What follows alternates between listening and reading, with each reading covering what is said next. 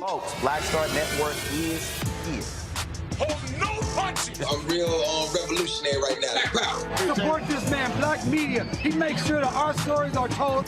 Thank you for being the voice of Black America, Roland. Stay black. I love y'all. All momentum we have now, we have to keep this going. The video looks phenomenal. See, there's a difference between Black Star Network and Black-owned media and something like CNN. You can't be Black-owned media and be scared. It's time to be smart. Bring your eyeballs home. You dig?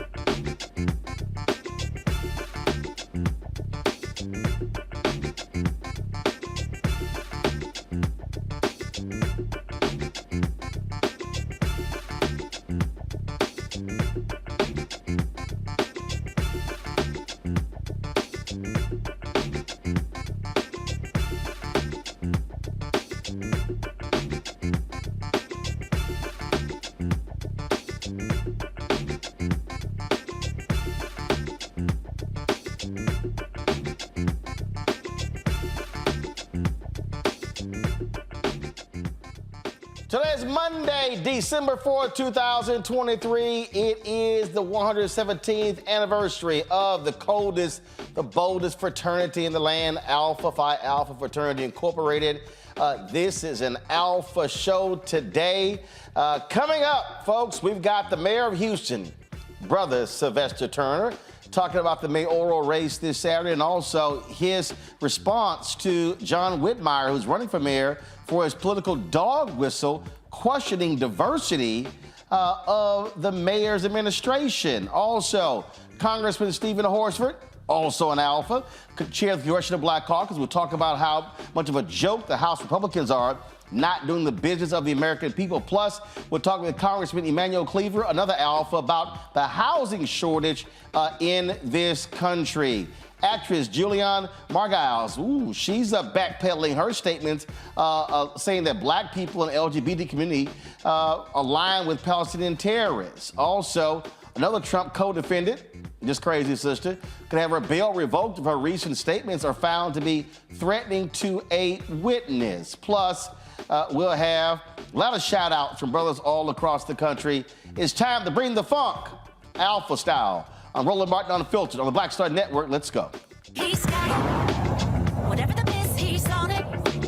Whatever it is, he's got the scoop, the fact, the find. And when it breaks, he's right on time and it's rolling. Best believe he's knowing.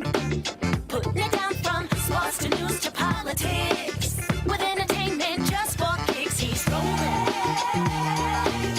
It's on go, roll, y'all. It's Roland Martin, rolling with Roland now. He's funk, he's fresh, he's real, the best, you know he's Roland Martin now.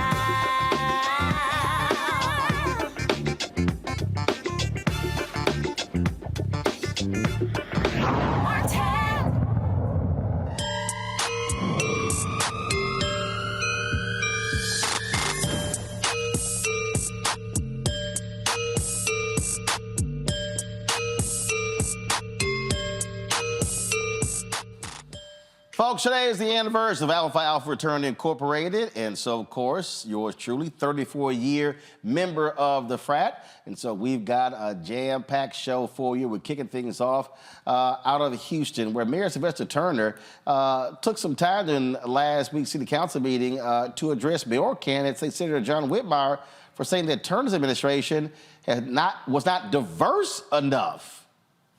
Say what? So here's just a little of what the mayor had to say about Whitmire. Criticisms lodged by Senator John Whitmire, and I want to respond if you're going to attack this administration. And one of the criticisms was that there is no diversity with regards to, I guess, my top leaders at the city. That was a dog whistle. Because let me just say to you, with respect to Asians who are in top positions here at this city, as you know, I appointed Sanjay Ram as chair of Metro. First Asian, that's my appointment. I also appointed Carmen as the first woman chair of Metro. That was Kareem. That was my appointment. Priya Zachariah, chairs the Mayor's Office of Resilience and Sustainability, Asian. First, my appointment. And doing an outstanding job, I may say. If you all can recall, Tanjri Emo, the first Asian woman to chair finance. Director, that was my appointment. Okay. Meena Patel Davis chairs human trafficking, okay? And it's been here for at least 8 years. With respect to Hispanics, if you all can recall, Chief Acevedo was the head of the police department. And Chief Pena headed the fire department, all at the same time. Okay, that was historic. My appointment.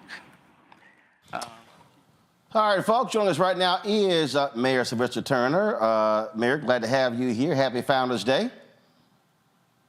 Day to you, 06. So let's get right to it. We got this runoff election between State Senator John Whitmire, Congresswoman Sheila Jackson Lee. Election is taking place on Saturday, and Whitmire has been saying some pretty crazy things. And so, to say you haven't had enough diversity? That's crazy, Roland. This administration has been the most diverse in the city's history. Okay, the most diverse. And when you look at let's say the last two administrations, not one Asian, not one. In the White administration or in the Park administration, not one. With respect to this administration, we have representations of Asians, African Americans, Anglos, Hispanics, LGBTQ, all in major positions.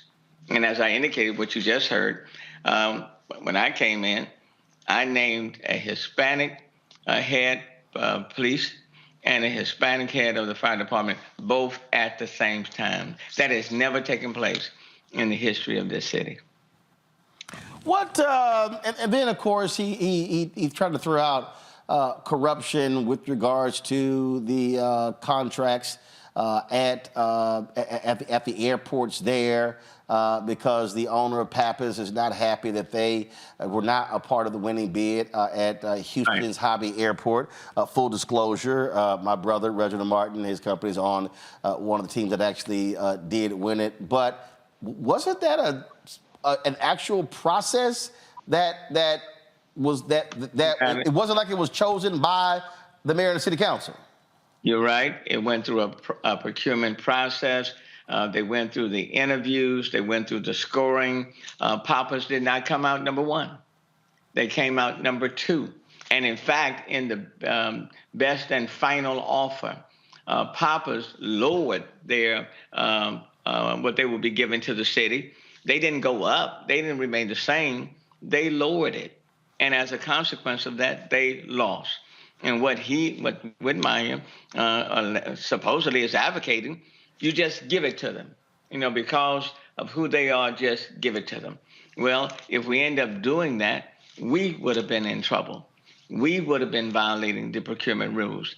The people who got it are the people who scored number one. They won it. They came forward with the best bid, and they won it. And Pappas and no one else should be entitled or feel like they have an entitlement to remain just because they've been there for the previous 20 years. You have to compete, and you have to adhere to the procurement rules and policies and procedures. And that's what we did. And then the team that scored number one is over at the airport. You call this a political dog whistle. What's at play here? Well, it's the mayor's race, and it can go either way. It's close, and essentially, when you get in a debate on television, and you start saying, well, look at the people who are on the mayor's directors, on his team. There are no Hispanics. There are no Asians. What are you implying? Number one, that's factually incorrect. Number two, you're making this and turning it into a racial issue. Are you saying there are too many blacks? And if you're saying that, then what is the quota? What number are you saying? But the reality is, this is a very diverse city. My administration has one of the most, if not the most, diverse representation in the history of this city, and you will see people from all persuasions that are in key leadership positions here at the city of Houston. We're very proud of that, and quite frankly, up until him making that comment, I think most people in the city of Houston have been proud of the diversity that exists in the city, and the fact that we have key people of color, from the highest level to the mid-level, all the way down. And we're very proud of that. I saw a previous video as well. I think I don't know if he was speaking at a church or was a banquet, I'm not quite sure. And you said that in 8 years of mayor, you've never gotten a phone call from Senator Whitmire saying what kind of assistance do you need for the city of Houston in Austin. He has been in the state legislature for a very long time. You served in the state legislature as well. And so I do find it peculiar that a state senator, there are only 31 in the whole state, that you never heard from a Houston state senator, and you're the mayor of the city. And that's a factual statement. That's a factual statement. We've gone through storms. We've gone through COVID, social civil unrest. The list goes on and on. In 8 years, I have faced 7 federally declared disasters. And I should say the city has faced them. And in those 8 years, the 2 mayoral candidates, only one has called me at least just one time and offered any support and gave any support, and that's been Congresswoman Sheila Jackson Lee. For whatever reason, the Senator Whitmire, has never picked up the phone and offered to help this city or offered to me any help or advice, not one time. I can't tell you why. I can only tell you factually what has occurred in the last 8 years.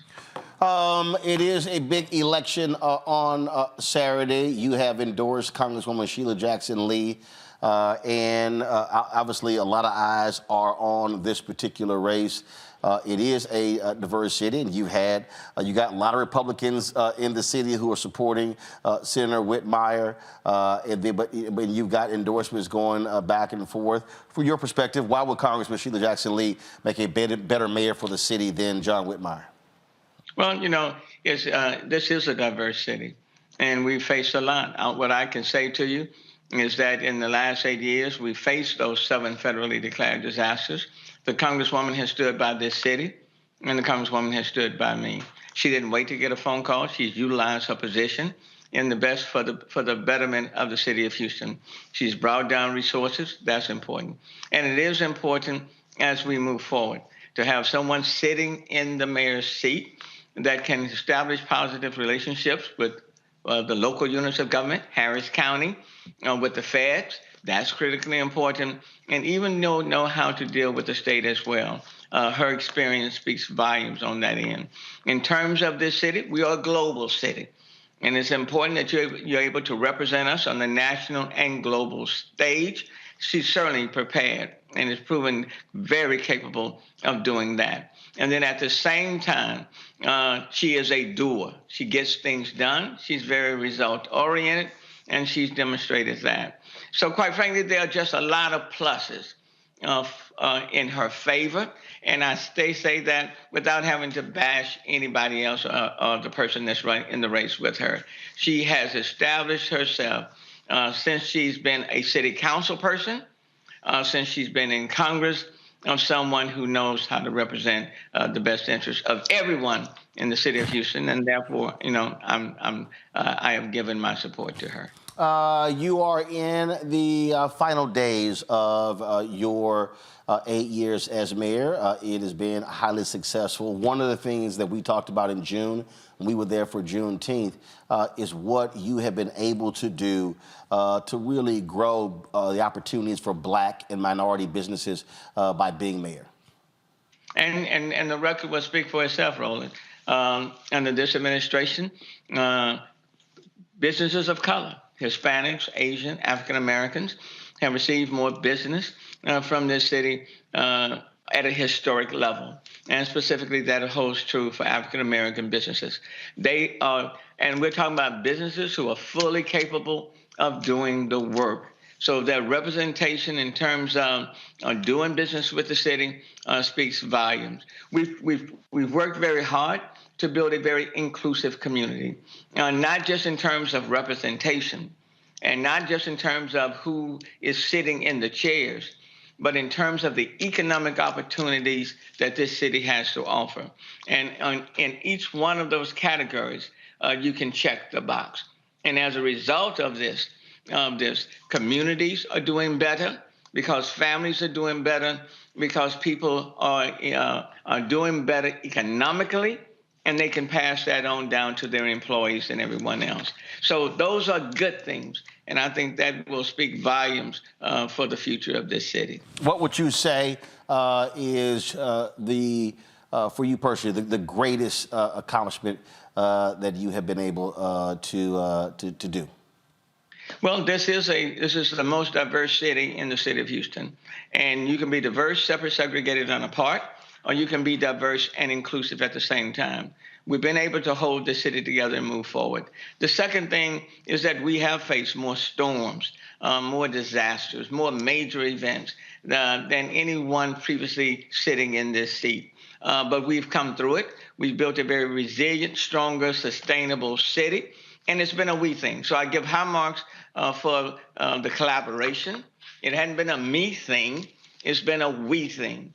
And so people on all levels have come together in order for us to get through these storms and at the same time be a very competitive city with other cities, not only in this state and in this country, but globally as well. And I think that speaks volumes for Houston and who we are. On a lighter note, we have brought more sporting events and conventions to this city than anyone in the history of the city sitting in this chair, and more sporting events than any other city in the country. And that's what the Harris Houston Sports Authority just put out a few days ago. So we've done well. The Astros have won the World Series twice. They've been in the World Series 3 times.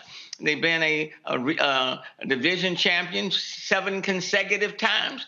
And I've been mayor 8 times. So I think we have a pretty good track record. And now even the Texans are doing very, very well. Only thing we got to do is get the Rockets handling their business, and then we'll have a trifecta there. We're on our way. And then again, let me take the opportunity to thank you for your advocacy, for what you are doing. You certainly made Alpha Phi Alpha Fraternity Incorporated very, very proud. But quite frankly, you've given a voice to a whole lot of people who need to be heard in this day and time. We're going through some tough times. And that's why I hate to see what's happening in the city of Houston right now when you inject, even in a dog whistle, race into the equation. That's not a good thing. That's not a good thing. So let me thank you, and let me just say, Happy Founders Day. Absolutely. Absolutely. And of course, for me, it all started there at Jack Yates High School, Manning School of Communications. Yes, and so that's it. Mayor Turner, I appreciate it. Again, good luck in the final days of you being the mayors. And I'm sure I will see you in and around Houston, of course, at the Brook, the Church Without Walls. Yes, sir. Yes, sir. I'll see you soon, man. All right. Thanks a lot. Be well. Take care. Okay. Folks, going to break. We come back, chat with my panel, also talk about a lot of the news we got going. Congressman Stephen Horsford, chair of the Congressional Black Caucus, will be joining us. Congressman Emanuel Cleaver will be talking about housing in this country. It's a whole lot we got to discuss right here on Roland Martin Unfiltered on the Black Star Network on this Alpha Founders Day. We'll be right back.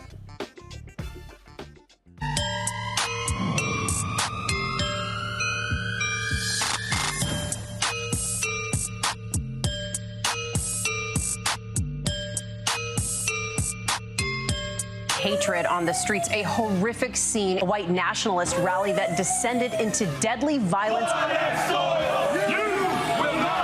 White people are losing their damn minds. As an angry pro-Trump mob storms the U.S. Capitol, we've seen shooting. We're about to see the rise of what I call white minority resistance. We have seen white folks in this country who simply cannot tolerate black folks voting. I think what we're seeing is the inevitable result of violent denial. This is part of American history. Every time that people of color have made progress, whether real or symbolic, there has been what Carol Anderson at Emory University calls white rage as a backlash. This is the rise of the Proud Boys and the Boogaloo Boys. America, there's going to be more of this. Here's all the Proud Boys, guys. This country is getting increasingly racist in its behaviors and its attitudes because of the fear of white people. The fear that they're taking our jobs, they're taking our resources, they're taking our women. This is white fear.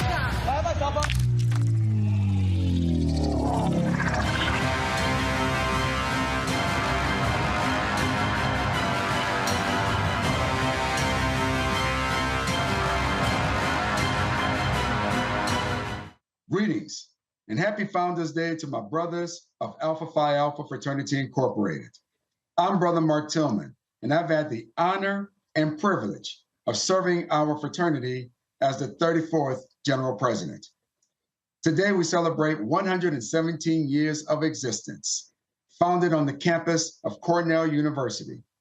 We remember and honor our 7 founders, the Jews of this fraternity. They are the architects of Alpha's ideals, aims, and mission. Remember to support and defend our right to vote. Remember to promote academic excellence and defend the right for equal education. And remember to serve and advocate for our communities to ensure equal opportunity for all. Happy Founders Day, my brothers. Enjoy this day.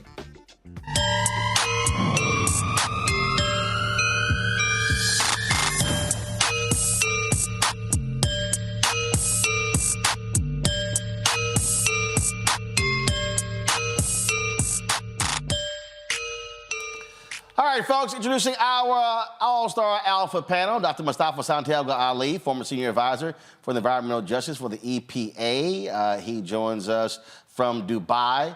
I would assume that's why he don't have his black and gold on. So, you know, he went out there, he got this peach and cream on. We got Dr. Oh, yeah, I was going to say something. We got Dr. Larry Walker, assistant professor at University of Central Florida. Glad to see you in the black and gold doc. And, of course, Dr. Greg Carr, Department of Afro-American Studies, Howard University out of D.C. And so glad to have all three of my alpha brothers here.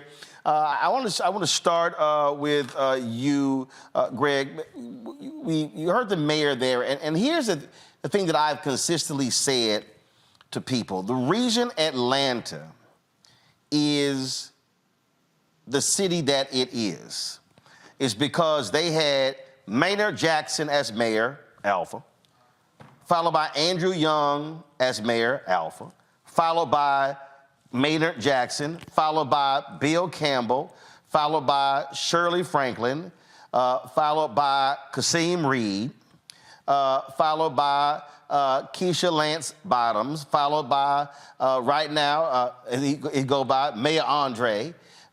You had black mayor after black mayor. Chicago had Harold Washington, and then it was 20 plus years, more than 20 years before a black, well, actually longer than that, before a black mayor was elected in terms of Lori Lightfoot. And then now you've seen Brandon Johnson. So they've now had back-to-back black mayors. Lee Brown was the first black mayor of Houston. Then you had a couple of others, and then you had Sylvester Turner. And what I keep saying is, if we're talking about black advancement, it's critically important to have that continuation in order to continue the work. It doesn't get done just in one term. And so that's why when we talk about voting, black voters could make the difference in Houston if they actually turn out in large numbers for Congresswoman Sheila Jackson Lee over State Senator John Whitmire. Absolutely. Refresh my memory, Brother Roland. Harold Washington, what fraternity was he? Harold Washington, actually, I think he was a Sigma.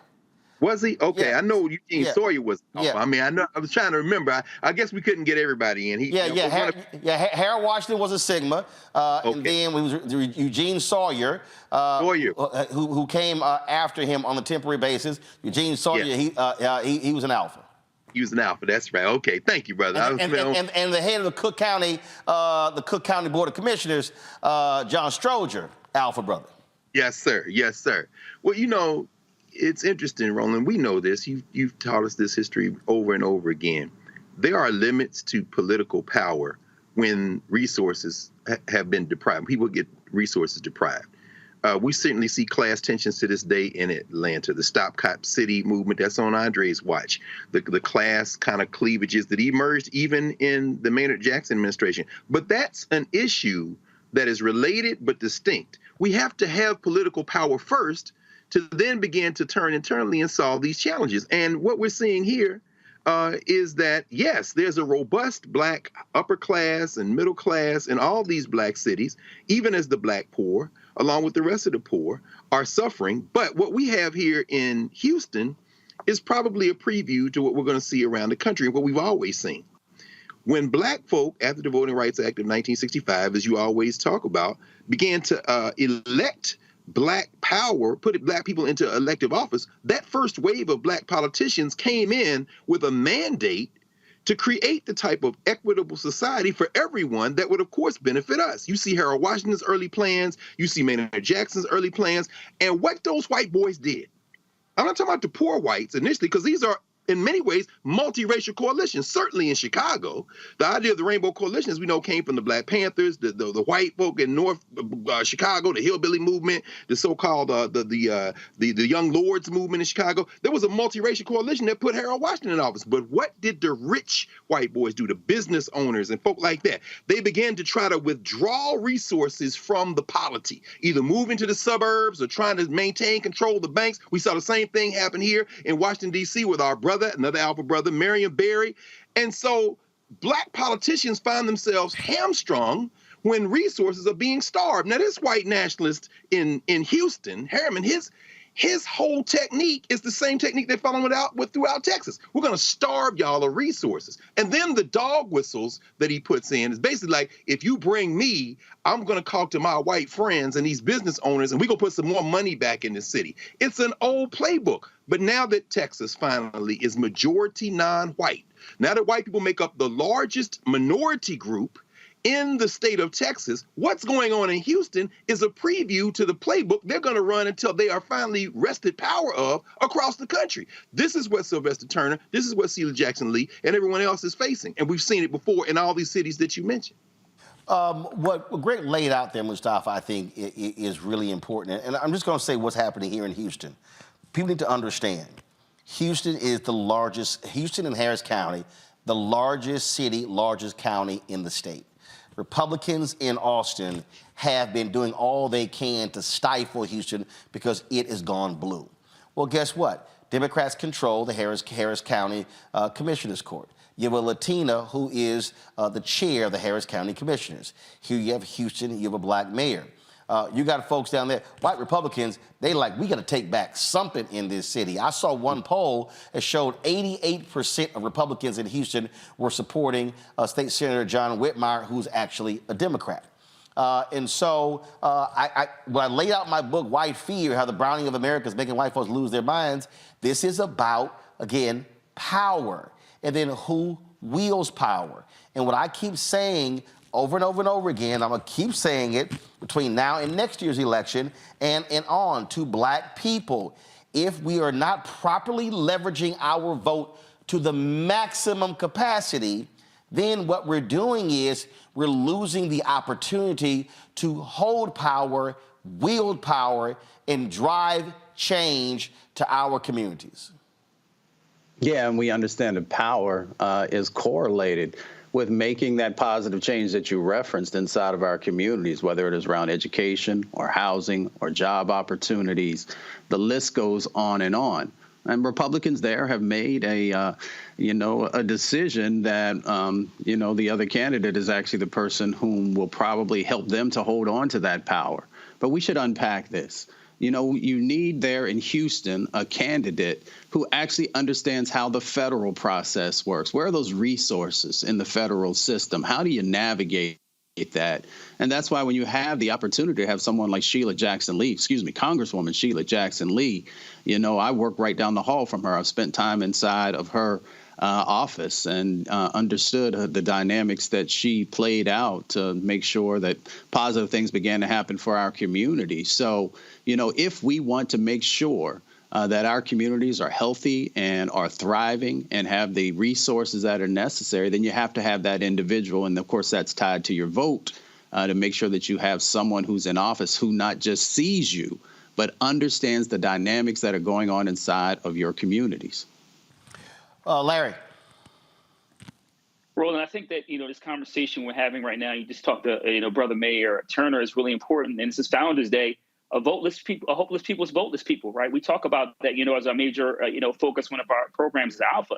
And so it's going to be imperative for folks to get out in a couple of days from now and vote. I think the statistics you highlight in terms of 88% of Republicans, supporting a Democrat obviously is really concerning. But I think, once again, when you talk about, Brother Carr talked about the Voting Rights Act of 65 and, black political power. And then you highlighted what Republicans steps they're taking, not only in the state of Texas, but other states throughout the United States where there are large metropolitan areas that have gone blue and efforts to undermine the political power. And you see that Harris County, what's happening with the school district, among other challenges. But it's going to be critically important for black folks to outperform some of the other groups in the area to make sure that, we elect Congresswoman Sheila Jackson Lee. And as, was just highlighted, I think her federal experience, obviously she was on the Judiciary Committee, and there's a number of connections in Capitol Hill, certainly could be helpful in terms of bringing additional resources to the metropolitan area. But once again, this is all hands on deck. And as you highlighted the number of black mayors to Chicago, D.C., talking about my hometown of Philadelphia, et cetera, if you want to continue that tradition, then once again, we have to make sure folks get out and vote and make sure you put Sheila Jackson Lee in office. So it's going to be, again, at the end of the day, it comes down to who actually votes. The election takes place on Saturday, December 9th. So, folks, absolutely, let's make it happen. All right, folks, got to go to break. When we come back, Congressman Stephen Horsford, chair of the Congressional Black Caucus, Alpha brother out of Nevada, will talk about the 2024 election, voting rights, and, of course, the recent expulsion of George Santos. We'll hear from him. Also, we'll talk to Congressman Emanuel Cleaver out of Kansas City about housing shortage in this country. All of that next right here on Roland Martin Unfiltered on the Black Star Network. Don't forget to support us in what we do, folks. You can join our Brina Funk fan club. And so see your check and money orders at P.O. Box 57196, Washington, D.C., 20037-0196. Cash App, $RM Unfiltered. PayPal, R Martin Unfiltered. Venmo is RM Unfiltered. Zelle, Roland at RolandSMartin.com. Roland at RolandMartinUnfiltered.com. We'll be right back.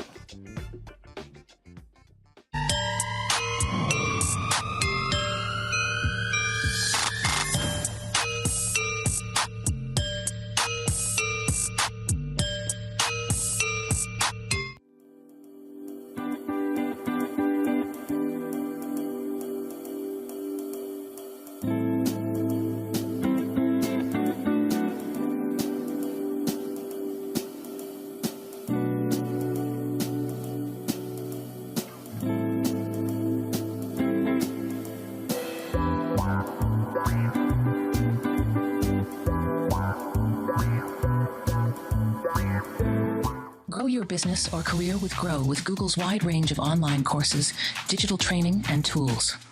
Gain in-demand job skills with flexible online training programs designed to put you on the fast track to jobs in high-growth fields.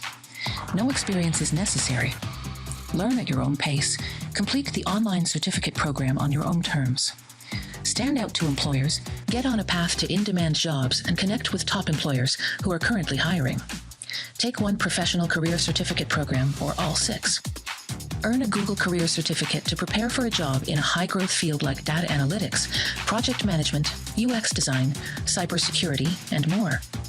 All professional career certificate programs must be completed by December 31st, 2024. Scan the QR code to complete the application. There are 1,000 scholarships available. Grow with Google and J. Hood and Associates. Be job ready and qualify for in-demand jobs. Happy Founders Day to the men of Alpha Phi Alpha. 7 men came together making a commitment to embody the motto, first of all, servants of all, we shall transcend all. You know, while we've never fully lived up to our promise of our nation, we've never fully walked away from it either. Because of you and alpha men like you, like Dr. King, Justice Thurgood Marshall, and my good friend, Ambassador Andy Young. Thank you all for the history you've made and the history you continue to make.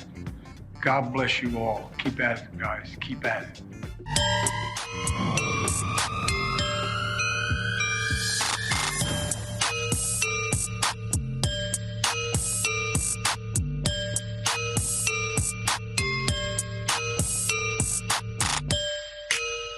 All right, folks, welcome back.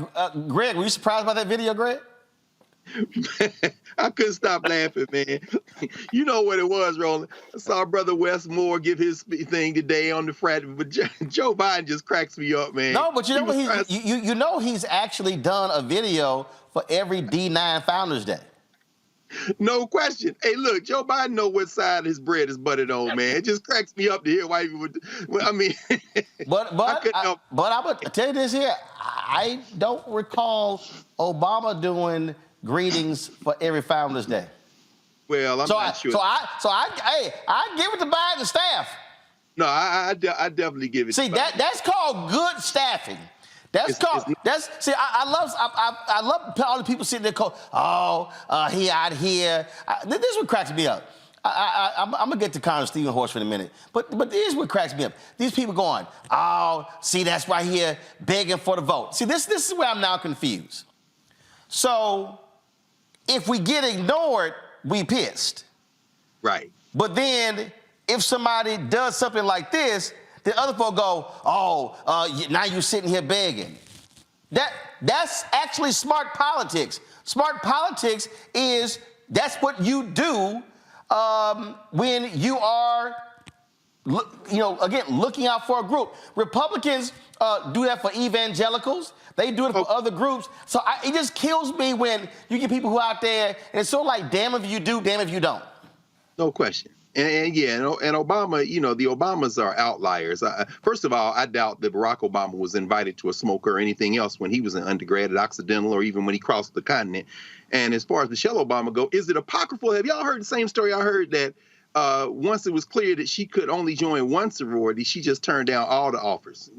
Like, in other words, maybe I could be an honorary member of all of them. So clearly y'all don't know how this works. We're all together. It's the Divine Nine, but you got to pick. So maybe the Obamas, but you're absolutely right. That's smart politics. And we know, as you know better than all of us, just how filthy the White House is with members of Alpha Phi Alpha and the Divine Nine. So they wasn't going to let him make no mistakes, brother. No question. Absolutely, absolutely. You know, Larry, on that point, this is one of the reasons why you have diverse staffs. This is one of the what people don't realize. Presidents, governors, mayors, county commissioners, state reps, state senators, when you go to awards programs, what do you open up? You will see a letter there from elected official. When you go, you'll see videos there. This happens for all groups. And so we should want elected officials, especially those that depend on our votes, honoring our organizations. Absolutely. And listen, he wouldn't get elected without the D9. His VP's a member of the D9. So it will be a fumble if the White House didn't. And I know the Omega Sci-Fi had their Founders Day a few weeks ago, and I saw the video, and you're right, Roland, he's done the videos for everyone. It is smart politics because, as we're well aware, we can talk about Dr. King and Brother Marshall, et cetera, in terms of Alpha, the impact Alpha men have had on this country, Du Bois, et cetera. But it will be unconscionable not to honor, particularly, obviously, the first, but honor all D9 organizations in terms of giving them a shout out on Founders Day. So it takes a few minutes to film each video, but it's really important because, listen, in the election next year, he's going to lead every single vote of every D9 member. Not only that, we talked about all our work for voter registration, and Alpha men are always in the front line of getting people registered to vote, undergraduate and graduate chapters. So he's going to need every single vote next year. So it's critically important that he gave a shout out, like I said, to the first and the finest, of course. I just can't stand the folk who whine, Mustafa, who say, oh, he pandering. First of all, let me be real clear. Politics is pandering. You literally go to people begging them for their vote. It ain't no different than somebody outside the store going, you got any spare change? You got any change? That's what politicians do. It's true. It is what they do. But, we need to also view this from a different direction because I've been in the seats of prepping senior officials for the creation of videos and engagement with other organizations. So when you have, whether it's a president or vice president or an administrator of an agency, yes, you're shooting that video for a few moments, but they're also finally beginning to have some education around the creativity and actually all the amazingness that is associated with us that they may not have known. And then they will also swing back around when you're on the road with them and they'll say or ask questions about an organization and the leaders inside of that. So when he hears names like Dr. King or Thurgood Marshall or a number of others, and they're starting to make some decisions about who's going to get invited to something or where resources need to go or who has the expertise in that space, they will think about Alpha Phi Alpha. So there's a number of benefits that come from having those individuals both in that moment and then in additional times afterwards. Absolutely. Speaking of that, Mustafa, you're there in Dubai. Vice President Kamala Harris was there as well. Tell folks what is happening there that the attention of the world is on that region. Well, COP28 is happening here in Dubai. It's an incredibly important set of conversations that are going on. Countries all across our planet are making decisions about the sets of investments and actions that they'll do to address the climate crisis. And for our folks, it's incredibly important to be a part of this and to pay attention to what's going on, because our communities get hit first and worse, whether it's from floods or hurricanes, these heat waves that actually disproportionately kill Black folks at twice the rate of white folks. So when people are talking about how resources are going to be developed, where resources are going to go, and how we're going to break our addiction to fossil fuels, there is a direct public health impact that's happening, but there's also an economic impact for our folks. We know many of our folks work outdoors, so when we have these extreme weather events, it makes it difficult for us to be able to work. It makes kids more difficult for them to be able to make it to school. But there's also literally billions upon billions of dollars for economic opportunities, and we need to be positioning ourselves to make sure that we're getting our fair share. So one, we get to protect our communities, and we can also help to address the wealth gap by getting engaged in this new clean economy. You know, one of the things, Larry, that, and like I said, as I said, the vice president was there. I get a kick out of this when, you know, when you have folks like Chris Christie, but you all got some Black people do, where the vice president? We ain't never seen the vice president.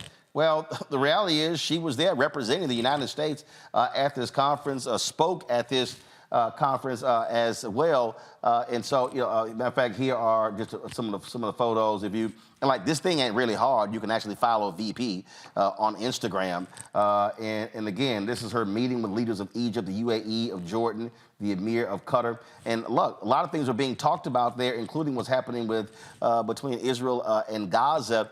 And again, this is the stuff that I'll dare say not sexy.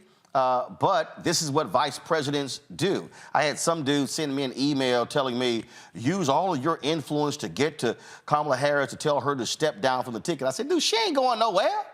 I'm like, what the hell y'all talking about?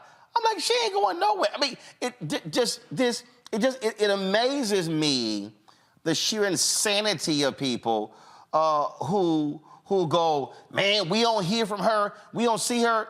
She's the number 2. You typically hear more from the number 1 and not the number 2.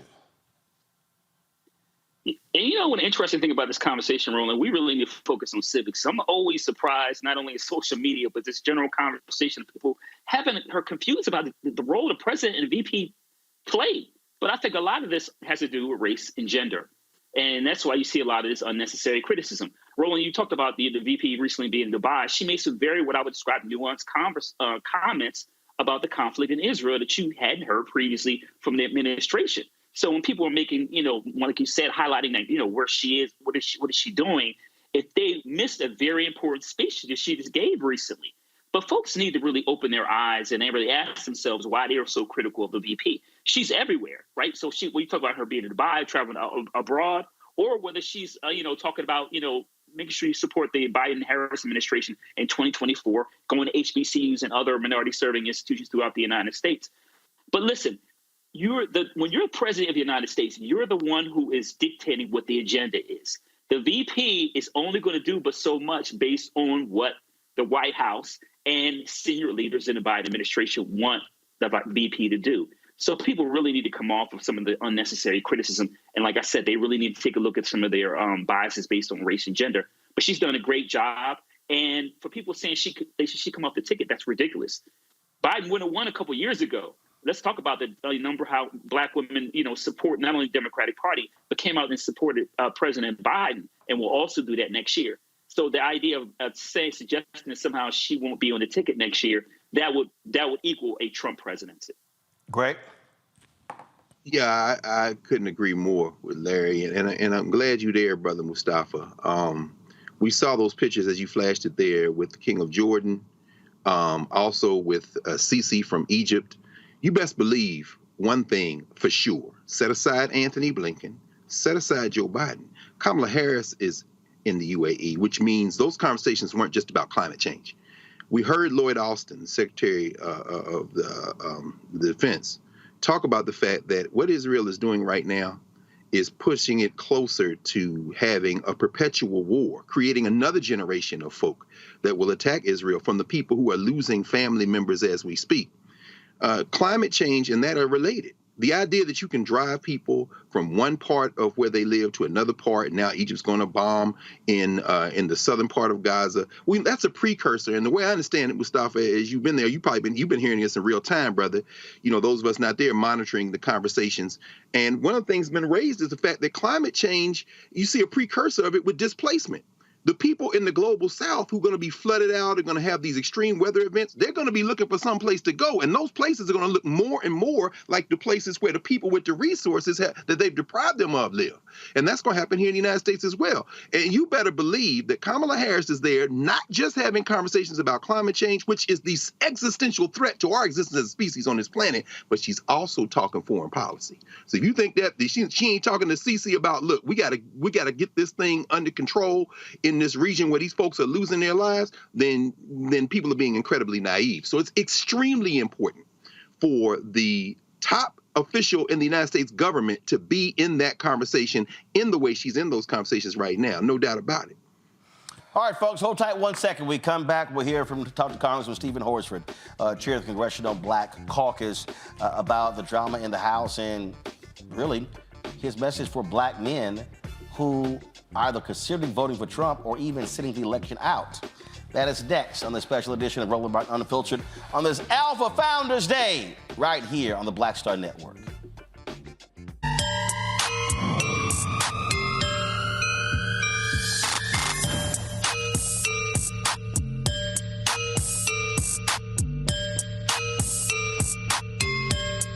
Next on the Black Table with me, Greg Carr.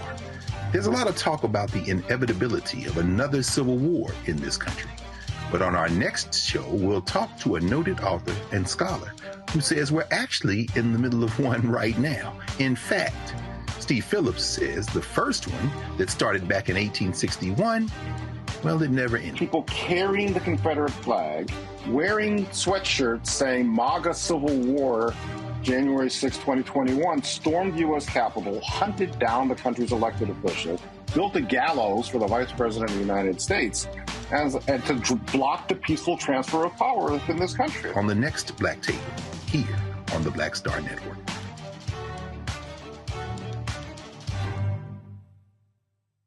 I'm Mark Morial.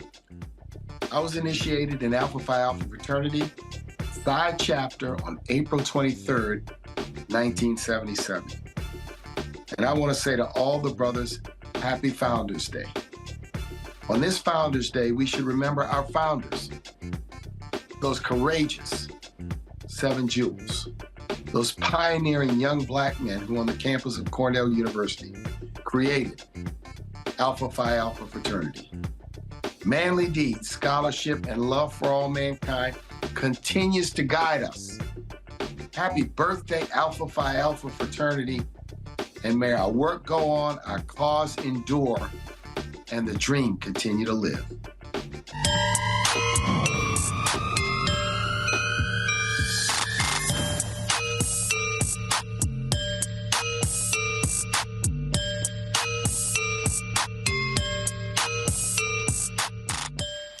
All right, folks, welcome back. Congress, it's a mess in the House where Republicans are in charge. Really no real leadership there at all. So I got a chance earlier to talk to Congressman Stephen Horsford about that. And we also talked about his message to black men who are looking to vote for Trump or sit this election out. Here's our conversation. Congressman Stephen Horsford, glad to have you here, Frat. Happy Founders Day. Happy Founders Day, Frat. First and foremost, so much attention lately has been on George Santos. He's been expelled, Republicans, the fight over their speaker. And what the hell is even going on in the House? Any work getting done on behalf of the American people? This has been the least productive Congress led by MAGA Republicans, even since the new speaker came in. He's done nothing to advance the agenda that Americans, families really care about: lowering cost, making our communities safer, creating better paying jobs, creating economic prosperity and wealth, particularly in black and brown communities. So, I'm proud of the leadership of Leader Jeffries and the unity of House Democrats This week, in fact, we will be bringing forward through the Congressional Black Caucus a discharge petition on the Voting Rights Act. As you know, that this is the first time in 40 years Republicans have not worked with us to reauthorize the Voting Rights Act. And with all of the assaults on our democracy and the right to vote, we know that that is one of the most fundamental cornerstones of our democracy and something that our founders of Alpha Phi Alpha Fraternity hold dear. Talk about what they have not done in the battle over the budget. They were pushing a number of different things that were going to have a negative impact on Black people. They were trying to literally get rid of AIDS funding that targets Black communities. They were trying to get rid of 80% of the funds going to women and children when it comes to food. They wanted to target, Pell Grant areas as well. I mean, my goodness, I try to walk people through all the time to get them to understand civics 101, and that is there are fundamental things that that Black people are impacted by, health as well, that are absolutely in danger if a MAGA Republican agenda moves forward in the House, the Senate, and if they win the White House in 2024. Well, you laid out some of the most critical issues. And look, I represent Las Vegas, Nevada's 4th congressional district. My constituents care deeply about their livelihood, their ability to make a living, the ability to afford a home, to be able to put their kids through school, and to make sure that we can retire in dignity. Under MAGA Republicans, their focus is to eliminate or defund or weaken Social Security and Medicare for seniors.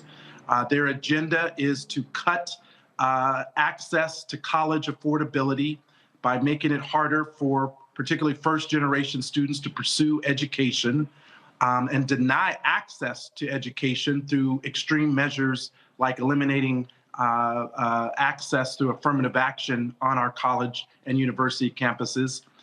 But on top of that, Roland, it's even more egregious. The very people who are standing in the way of our economic opportunity are trying to take away tools that help us get that opportunity, like diversity, equity, and inclusion in the workplace.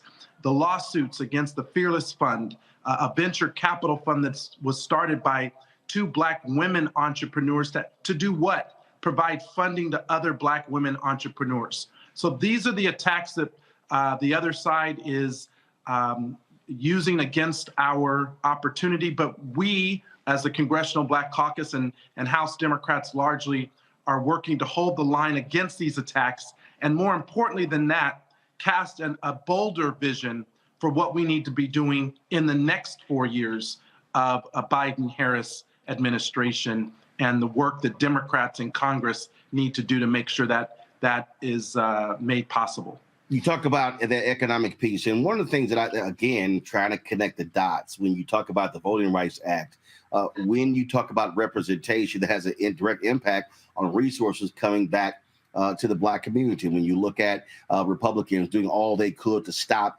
a congressional seat in Alabama, in Louisiana, what's happening right now in Georgia, what's happening in Florida. So they want to stop the advancement of Black power. And if you then look at the affirmative action ruling by the Supreme Court, want to stop that advancement, and then this is where I then say again to our audience, you can't act like the presidency and the Senate doesn't matter, because that's who confirms judges.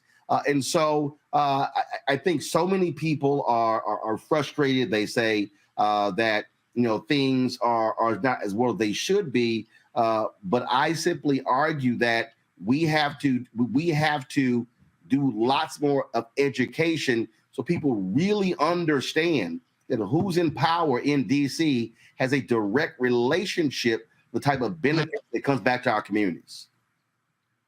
Well, look, Roland, and it's why your Black media platform and the work that you do to put out correct information, accurate information, information that is compelling and that challenges all of us, including those in elected office, to make sure that this information, the accurate information, is getting out to our constituents. Look, I am not under no false pretense that we have challenges before us. As chair of the Congressional Black Caucus, we now have 60 members. Collectively, we represent 120 million Americans across the country, about 20 million Black Americans. We understand that when we uplift the Black community, we uplift everyone. And we understand when the Black community is hurting, that is an indication that other communities are also falling behind. And so that is why we are pushing to center the people, not the politics, not a person in one particular office, but to center the people in the policy and to ensure that the people understand that they have the power to force elected officials at the local, state, and yes, at the federal level to do what's necessary to move us forward. And at this moment, that means creating better paying jobs. It means creating wealth and opportunity in the Black community like everywhere else. And in order to do that, we have to have support for small businesses, for entrepreneurs. We have to make sure that the access to capital for small businesses is real and is made available in a consistent way, that opportunities to contracting is made more accessible. And even for Black media companies like yours, that you are at the table and that you're helping to communicate this message directly to the people, because there's no better resource than us to communicate that message and to put people over politics in doing that. You were talking about again economics and the creation of opportunities, and one of the things that the other day, Vice President Kamala Harris, she posted something on social media talking about the administration's commitment to expanding opportunities for Black and other minority businesses. How has the CDC been monitoring that, and how has that been going? So we just had the SBA administrator into a meeting with the Congressional Black Caucus within the last 2 weeks. During the annual legislative conference in September, I led a press conference with her. Since 2019, we have worked with the SBA to double the number of loans approved by the SBA to Black-owned businesses. And now there's still more work to be done. But the fact that we've been able to measure that progress and doubled the amount of SBA-backed loans, which is access to capital, one of the biggest barriers that Black-owned small businesses talk about.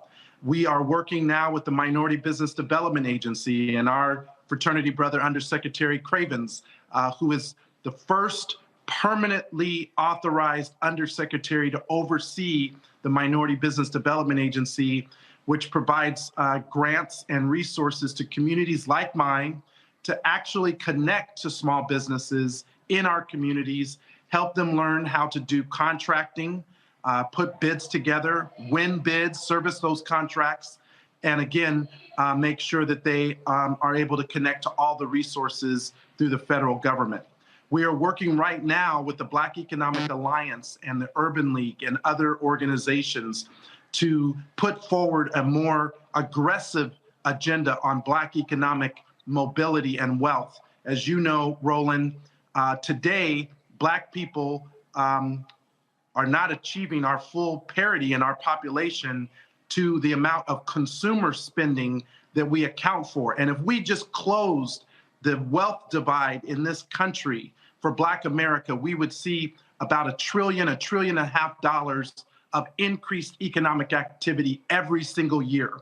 That would help create 600,000 small businesses. It would move 30 million Black people in the middle class. It would save 3 million Black lives every year, because when you improve the economic conditions of Black America, you improve their health outcomes as well.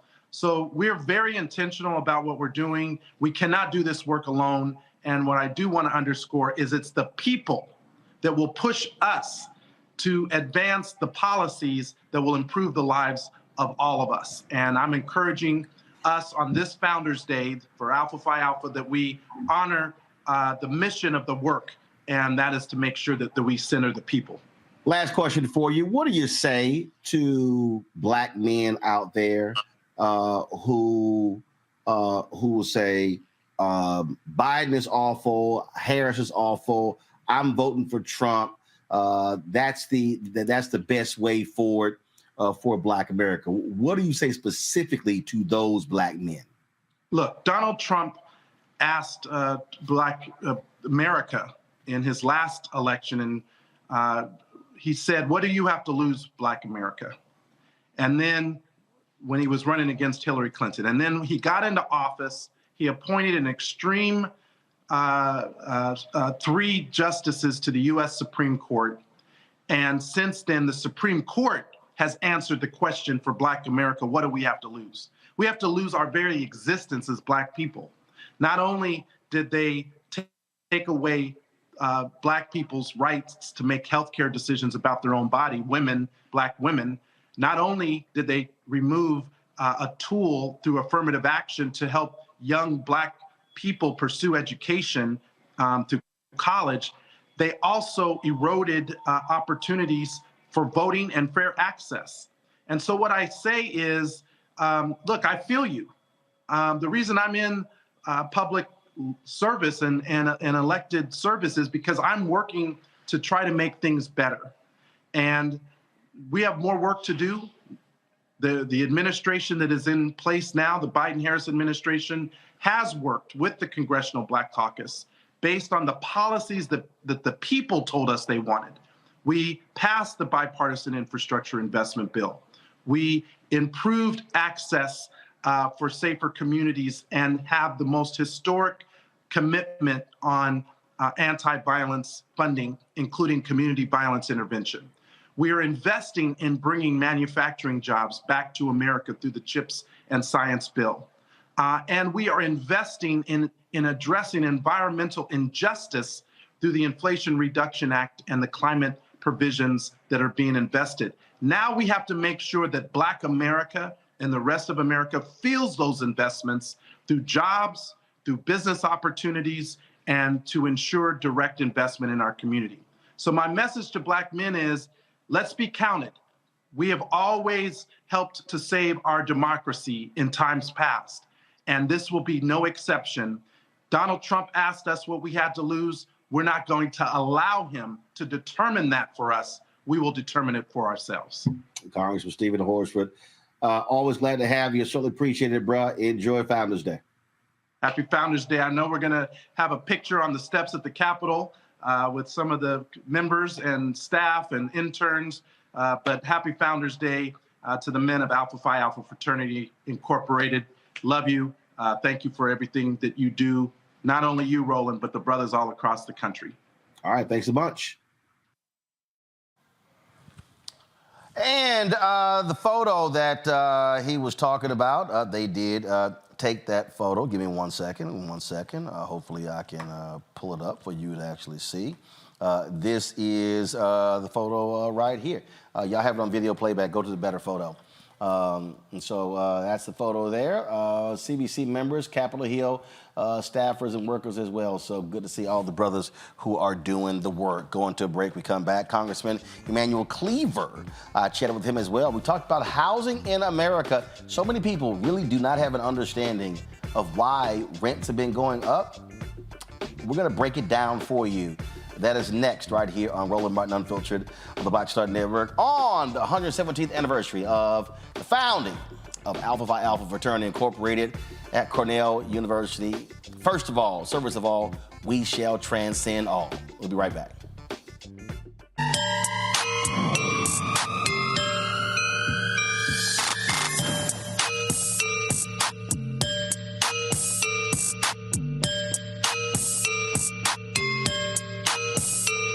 I'm Dee Barnes, and next on the frequency, have you ever heard of Pinkster? If not, you aren't alone. It's an African-American holiday that predates Juneteenth by 100 years. This week, we're talking with my special guest, the founder and CEO of Trans Art and Cultural Services, Greer Smith, to talk about Pinkster and why it's so important. Those exhibitions really got the most play because we don't know about this. Other people have been telling our stories for so long. When we have the opportunity to find people that tell our stories, it's an easy sell. A fascinating conversation about Black culture on The Frequency with me, Dee Barnes, right here on the Black Star Network. Good morning, Frat. This is Governor Westmore, and I want to wish you a very happy Founders Day to all of my fellow fraternity brothers of the Mid-Atlantic Association of the Great Alpha Phi Alpha, also known in this chapter as the mighty, mighty, mighty, mighty, mighty, mighty, mighty MAC. I'm proud to walk alongside brothers who represent this commitment, such as MAC President, Brother Raymond Hawkins Jr., Brother Rodney Izzard, Brother Brandon Tillman, and my guy, Brother Lamont Riley. Alpha Phi Alpha has long led the fight for freedom and justice in this country. Our aims, manly deeds, scholarship, and love for all mankind have not only defined our work, but have shaped some of the most influential leaders of the last century. I intend for my work to follow in the tradition of service, advocacy, and aiding humanity's downtrodden. May the principles set forth by our beloved Jules continue to guide and inspire us all. I want to personally thank you, the brothers of the Mighty Mac, for your leadership and service in honoring our jewels, our ritual, and the banner of Alpha Phi Alpha. Let us continue to hold the light high. Here's to the legacy that you have built and to the positive impact that you make in our communities. First of all, servants of all, we shall transcend all. Happy Founders Day. A5. 06.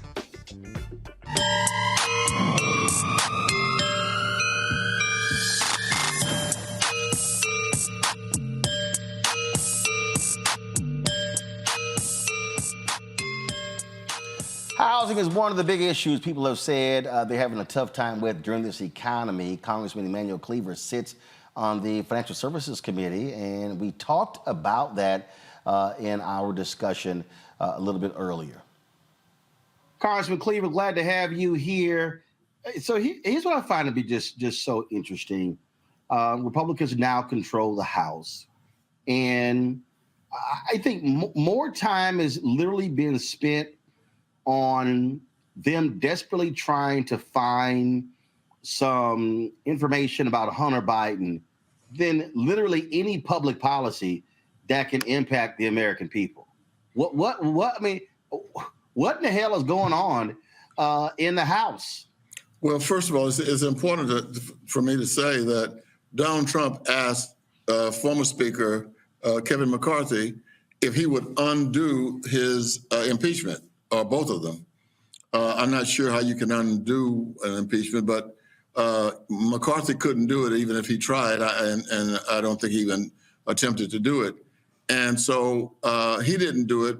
So he and Donald Trump had a falling out. So I believe, I don't have any evidence to go with this, but I feel very comfortable in saying this and not fearing anybody coming up with anything different, that Donald Trump asked Speaker Johnson if he would go after Biden, and I think he's going to do that, even though there's been no evidence of him doing anything wrong.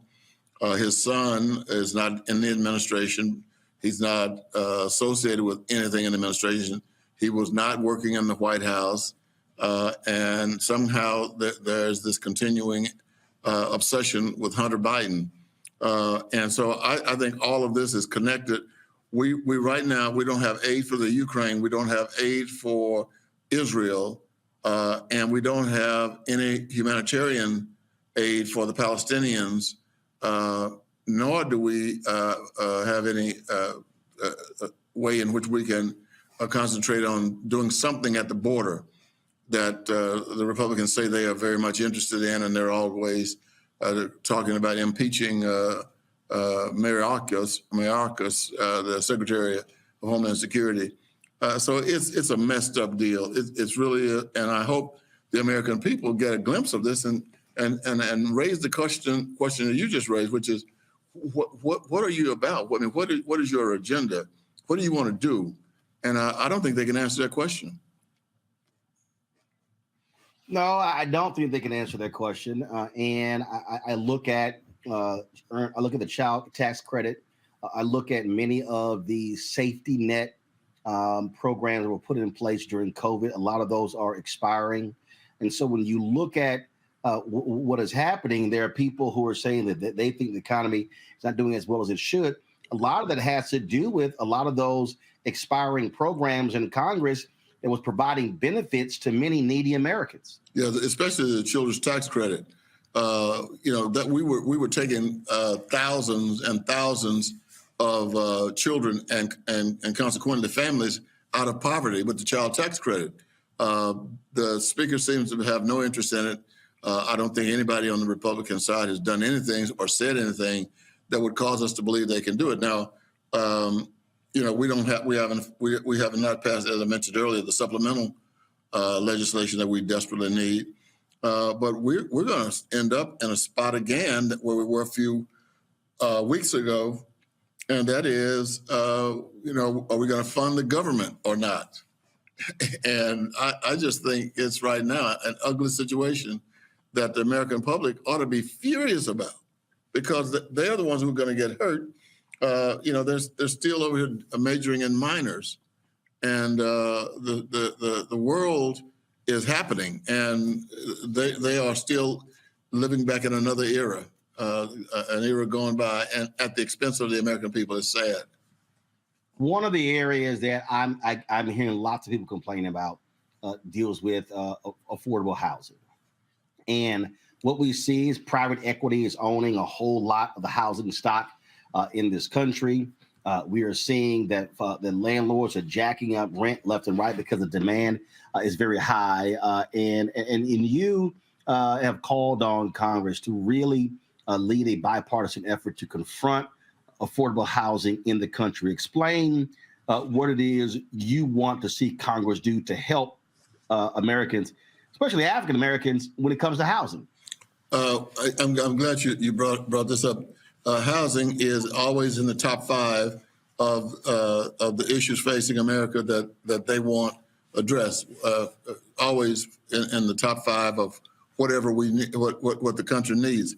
I can say, had we approved Build Back Better, we would have had over $400 billion with a B that we were going to be able to deal with some of these problems, including,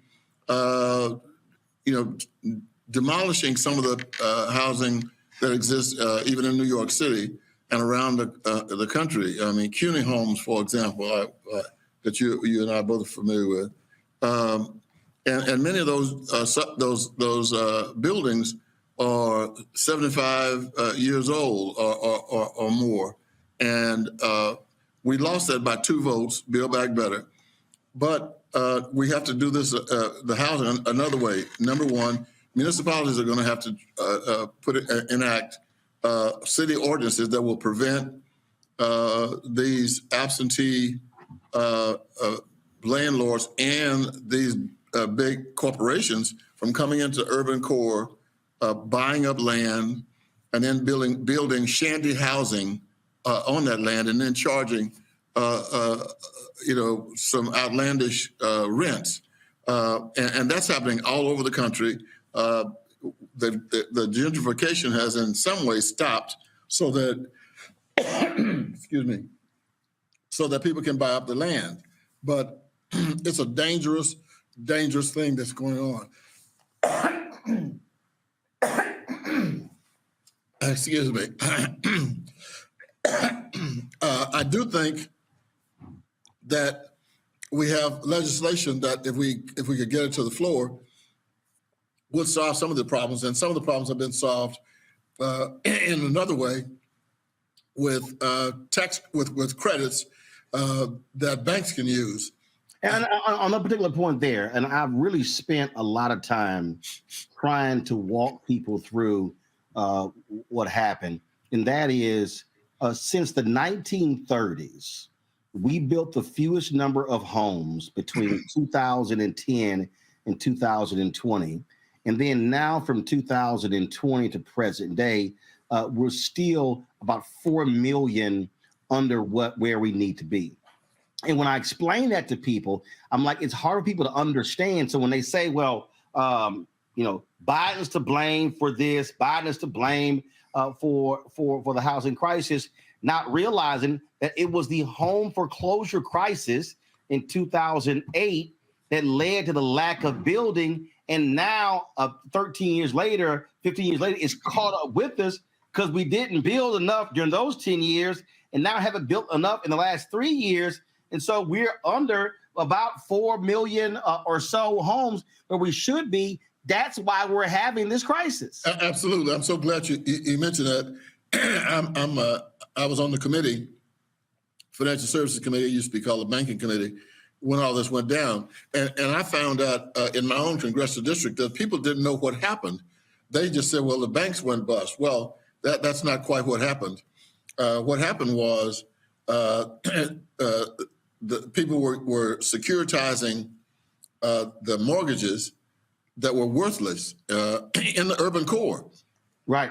And then they were securitizing them and selling them on the markets. And one day people woke up and they held all of these mortgages that were worthless. And so the housing industry collapsed pretty much. We were losing at one point nationally about 1,000 home foreclosures a day. And then it went up to about 4,000, I think, a week was what we were doing. Ultimately, we were losing these housing, and many of them have never come back online because people were losing jobs and losing homes, and so they have to start over. Well, if you have to start over, there's one thing that's going to start over with you, and that is your credit score. And so people who had nice paying jobs and who had a home and the credit score was high enough to purchase a home, they were locked out. I don't think people realize the devastation of the 2008 economic collapse. And we ended up, Black and brown people, ended up being hurt the most. During our hearings, we would bring in leaders of the Urban League, for example. We had some of the national housing programs would come in and tell us exactly what's happening. We have something that was approved in 1977 called the Congressional Community Reinvestment Act, CRA. And what it does, and everybody needs to know this, your viewers need to know this, Community Reinvestment Act was done in 1977 to force banks who were trying to leave the urban core, and those who had left the urban core, they didn't want to make loans to the Black and brown people.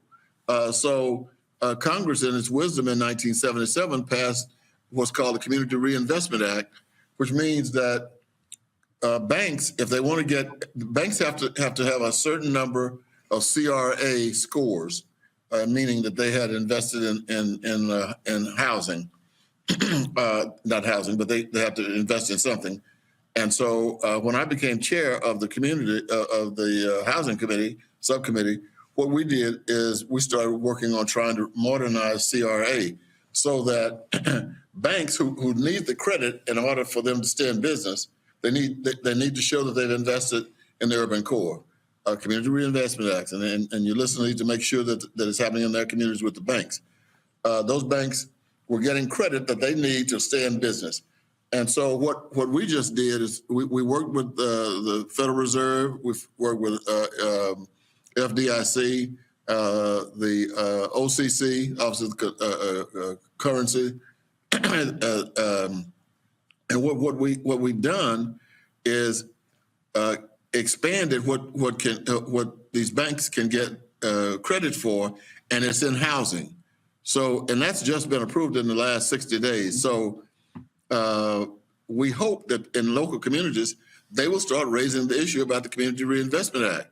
The Office of the Comptroller of the Currency, the FDIC, the Federal Reserve, they all participated in developing these new components that would give banks credits that they have to have. They have to have, I don't care who they are, they have to have CRA. And now that CRA credit can be used for housing, and we give them a lot of flexibility to do that. Now, a lot of those banks, and this is where I think black and brown people get tricked. People, they say the law says you have to invest in the urban core. So what they would do is buy tickets to the NAACP dinner. What they would do is spend some money on a parade. And what happens is they were using that as their CRA, which they have to have. We're saying, no, we want this going into the greatest need in the urban core right now, which is housing. That's right. And again, for people who don't get it, this is not covering for anybody.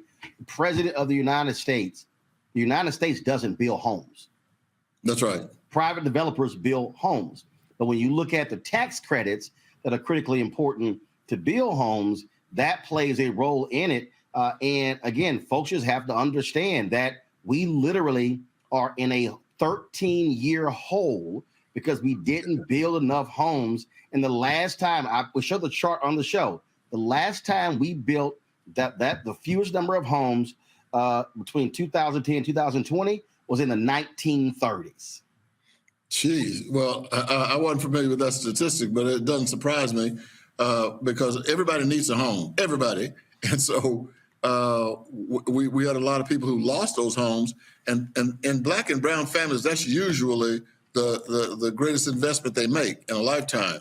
And it's also the way we create wealth because many of the African Americans would pass their property on to their progeny, and so they end up with a home that they already own.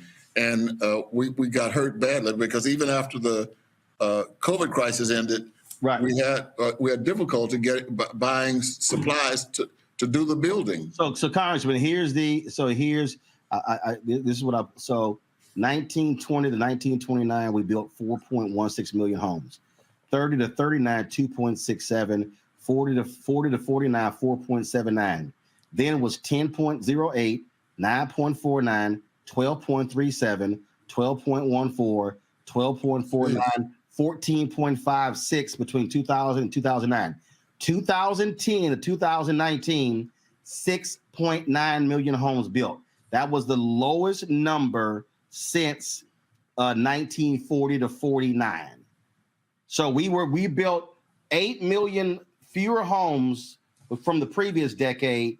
That's why we're in the hole we're in right now. And that's why these tax credits, this bill that you're talking about, the House needs to pass it, because we build more homes. That now increases the stock, and then the demand, that's now going to cause those rents to stabilize, because with so few homes, they can just keep jacking them up, and folks got no choice but to pay them. Yeah, no choice. Yep. Because we're not going to have a lot of options economically, because the further you move away from downtown, the greater the cost. And we have gotten bludgeoned because the supply lines were clogged. And I have a friend who's building homes in Kansas City. And what started out before COVID to have been homes that someone could buy at $200,000. We're talking about the Midwest, not like Washington, where it's a lot more expensive. Yeah. But now those homes are costing $25,000 more for each one of them. Yeah, and again, for people who don't know, since 2006, home construction has decreased by 55% nationwide. That is what you're talking about. Yeah, and it's look, we want to leave our children something, and a home is one of the best things we can leave them. So if you think about it right now, with what those numbers you just gave, which are frightening, we've got a lot of work to do, and we can't do it all here in Washington. Now I'm going to certainly use some statistics I got from you. But for people in local communities, they got to go out and start demanding this. Yeah. My committee has met probably twice in the last year. And one of the top problems that facing this country, housing, and the housing subcommittee has met twice, I think. That's crazy. That's crazy. Congressman, first of all, thanks for joining us. Happy Founders Day. Happy Founders Day. We got brothers all throughout the show. We appreciate you joining us today. Thanks a lot. All right, good to be with you. All right, be well. Larry, I want to start with you. I mean, what I tried to lay out there, and again, I get it. People aren't fully understanding these type of things, but the reality is this here. To understand the housing demand, it can't just be, oh, they're jacking up, interest rates. But even with that, interest rates were actually artificially low for way too long. And I know somebody's watching my saying, oh, man, you can afford these things. After the housing crisis in 2008, in order for the economy to recover, they brought those interest rates down. We literally had damn near 0% interest rates from 2009 to last year. You don't go that long with that. And so the reality is, if you don't keep up, again, go back to the stat, y'all. This is the graphic I showed. Population growth has outpaced home construction for 20 years. More demand, fewer housing stock is going to mean higher prices. Yeah, so Roland, it was really interesting, the conversation you had, and then the statistic that you highlighted about essentially supply and demand. The congressman said he wasn't familiar with it, and that's news to me, but it makes a lot of sense in terms of some of the challenges, like you said, in terms of housing stock available. But, I think that, this is a really important issue that, first of all, people need to understand, as you highlighted here, that you can't blame President Biden for everything that goes wrong. And certainly this housing crisis issue, as you described, is something that began years ago, and we didn't do enough, particularly at the federal level, and I'm certainly assuming that at state level also, didn't do enough to address this issue to make sure that Americans have somewhere to lay their head. When you add that, the other economic challenges we've had since then, including issues relating to the challenge relating to economic impact that COVID had on Black and brown communities, as you described, it was discussed. You add all that together, and while there are folks who don't have access to housing, that issue is double, triple, quadruple more problematic for folks of Black and brown communities. So the question is not particularly in the House, obviously Republicans control the House. So when they're talking about Americans and making sure that the American dream, you don't hear them talking about this particular topic. And you probably won't anyway, because they don't care about the average American who's sitting at, talk about at the dinner room table trying to figure out what the next steps are. But I think this is a critically important issue. And I would like to hear the Biden administration articulated the way you did, that this is a long-term challenge. It's not strictly, an issue with Bidenomics, to make it clear to Americans that, the Biden administration would like to do more about that, but certainly needs cooperation from Republicans. But, once again, this is a critical issue to make sure Americans have somewhere to lay their head, and also speaks to much larger issues, not only in terms of the role of federal government, but like you said, private businesses in terms of taking the resources they have, equity, and build some of the housing. Mustafa, I'm sitting here, somebody in the chat said that the houses in my local area are going for $500,000 to $650,000 for a new home. Many folks can't afford that. That's my point. My point is this here. Y'all, this is not hard. This is real basic, okay? And, okay, I got a bottle of water. Now, they ain't no advertising, so I'm going to cover them up. So I got a bottle of water sitting right here, all right? If we are somewhere and it's hot as hell outside, and I got a bottle of ice cold water, I literally can sell this bottle of water for $20. That normally might be $4. And I guarantee you, somebody who's thirsty as hell, they gonna give me $20 for this bottle of water. That's the housing situation that we're in. And so when you have fewer homes to buy, that means people who should be homeowners are renters. Well, that means that if they are renters and prices are being jacked up, that's squeezing out people who absolutely should be renters because prices are going up. And that's the problem that we have. And in order for us to change this, it's literally going to have to be a massive housing boom where we build, let's say, this decade, about 15 million homes. The most, by the way, we've never built 15 million homes in a decade in the last 90 years. But we would need to build 15 million homes in this decade in order to make up for what didn't happen in the previous decade. So I'm going to say yes and yes and but. So what I mean by that is, first of all, you're talking about the basics of supply and demand, of how prices get squeezed and they go up. It's a basic economic principle, if you will. But I think we also have to be very diligent about new housing stock that's being developed. So yes, we need these new homes in a number of different locations, but we also need to make sure that equitable development is a part of that. That's a set of principles that really take into consideration a number of dynamics that often place our communities in very dire straits. So when we talk about 15 million new homes, where are those going to be placed? Because we understand that housing, often for our communities, is placed in least desirable areas, and many times in those areas we're placed near floodplains, we're placed near polluting facilities, so forth and so on, that causes additional impacts inside of our community. So I want equity in the housing that is being developed, because if not, we end up having higher public health costs. We end up also being disconnected from educational opportunities, or our students being able in certain locations. There are diseases. Sick housing is also a problem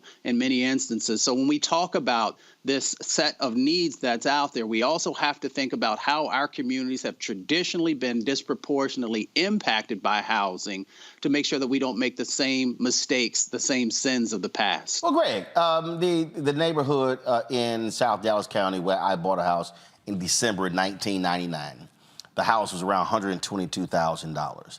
Because of the housing market right now, I think when I last checked, that house, the value is about $360,000 right now. So that was really starter homes, if you will, for a lot of people. People who were leaving certain neighborhoods, who were moving into homes that were ranging from $90,000 to $130,000. The problem that we have today is you don't have that market. The problem is places where homes should be normally 150, 175, right now they're literally 250, 275 because of the lack of housing. And as I said to Congressman Cleaver, presidents don't build houses. They don't. And so then I had somebody to say, well, Roland, that's not the reason for the price demand. Yes, it is. In this, where we are right now, and I know other examples, landlords raise the rent to force some people to leave in order to bring other folks in at a higher amount. That's actually what happens. And so when you have small demand, when you got a lot of demand, and when you got more people who want to buy, and you do not have a lot to offer, the price is going to go up. That is just the most basic economics possible. It is basic supply and demand. It is, Roland. It's difficult to see a structural change and a sea change when you're in the middle of it. We do seem to be at an inflection point as a species. Again, I'm glad you're there, Mustafa, at COPES, because, we may not be here to have this conversation if climate change continues apace. But we're also talking about economics. We're talking about politics. We're at an inflection point, and everybody says, oh, this election is the most important. Why y'all keep saying that? Well, this one might be the end of the experiment, the American experiment. Certainly if Donald Trump gets back in, all you got to do is look at what the Heritage Foundation has floated as perspective, what's going to happen. But what you're talking about now, and let's return to the metaphor you laid out. If you're selling water at $20 a bottle because the demand is so high, understand that water is a necessity of life. So the people that can afford it will pay you $20. And the people who need it, who can't afford it, are going to blow your brains out and take it. See, this is where we are right now. The reason that COPES is in UAE, as Mustafa can walk us through, we can find detail, is because those who are in control of the fossil fuels in the world are attempting to put their thumb on the scale and stop the green revolution that's going to be necessary to keep us here as a species. The UAE ain't hosting it because they're for the green stuff. They're hosting it because they're against it. And all the companies, all the oil companies and everybody else is there trying to stop the train. Why? Because they've got a bottleneck on the oil. Now, what's the role of government? This is the question we have to ask ourselves. No, the president doesn't build any housing. But in 2008, with the economic collapse and the bubble burst, when Timothy Geithner and them boys got in the room, you read the book Confidence Men, and the Obama administration decided to bail out the banks and not have an opportunity to restructure some of this structural inequity. That's when the opportunity was missed to address a great deal of this, when the banks were basically at the mercy of the federal government. And what the banks then did was the banks held on. First of all, we bailed them out. They held onto the toxic assets. And then when the economy recovered, they sold those toxic assets to private equity. And what happens, private equity came in and literally bought 25,000 homes at one time. And the person sitting out there who had the money to buy one of those homes could not compete with private equity. Come on, Roland. See, this, again, y'all, we say this every time. This is why the Black Star Network is so important. You got to listen very carefully to what was being discussed right now, the way you're laying this out, Roland. You know, you're sitting not even 2 blocks from the White House, right there in that studio. Every day when you come in and when you leave, you see all these buildings in downtown D.C. with floors that are empty or dark because people are now working remotely. I've seen it in New York. I've seen it in Atlanta. I see it in D.C. The point is this. What we can't see, because we're too up really close in it, we're at a structural moment of change in this country and in the world as it relates to even real estate. People who have the option to rent because they don't want to own, that's fine. But if you don't have a place to live, and you're part of an economy that is now, with AI and everything else emerging, increasingly creating a situation where you're either going to be underpaid or not employed at all, then this structural inequality is going to result in people in the streets literally fighting to live. What is the role of government in that? When Emanuel Cleaver is talking about subsidizing public housing, this was the role of housing projects. When you read Ira Katznelson's book, When Affirmative Action Was White, or his book, Fear Itself, you see that in this capitalist society, racial capitalism emerged and white people were protected to build a middle class. Now we're in a situation where the whole thing may fly apart because if you don't have a place to stay, you don't have enough to eat, and you don't have a job, you're not just going to say, well, I guess I lost in the game, let me go sit down and die. As a brother told me at Temple one time 20 years ago, he said, man, I just lost my job. What you gonna do, bro? Well, I'm gonna take this last check and buy a pistol and a ski mask. The point is that government has to intervene to slow down some of this unregulated monopoly capitalism. And I really don't know how we approach this without dealing with it structurally, the way you kind of began to walk Brother Congressman Cleaver through that. Because other than that, reckless capitalism is going to ultimately accrue to the detriment of not just the poor, but the rich who kind of hide from the poor as well. You have people spending 40 to 50% of their monthly intake on homes. That simply is not sustainable. So the supply has to be dramatically increased. And the way government does that is when government offers tax credits to builders to build.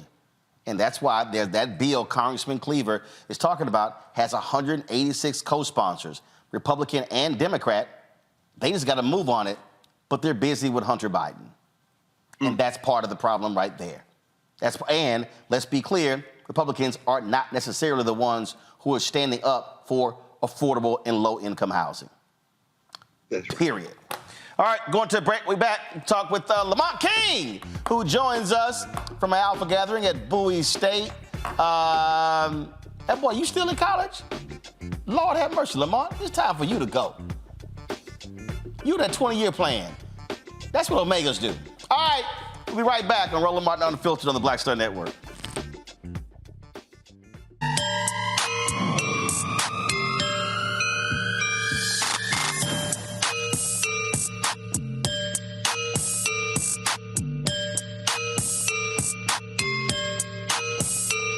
On the next Get Wealthy with me, Deborah Owens, Have you ever had $1 million idea and wondered how to bring it to life? Well, it's all about turning problems into opportunities. On our next Get Wealthy, you'll learn of a woman who identified the overload bag syndrome, and now she's taking that money to the bank through global sales in major department stores. And I was just struggling with 2 or 3 bags on the train. And I looked around on the train and I said, you know what? There are a lot of women that are carrying two or 3 bags. That's right here on Get Wealthy, only on Black Star Network.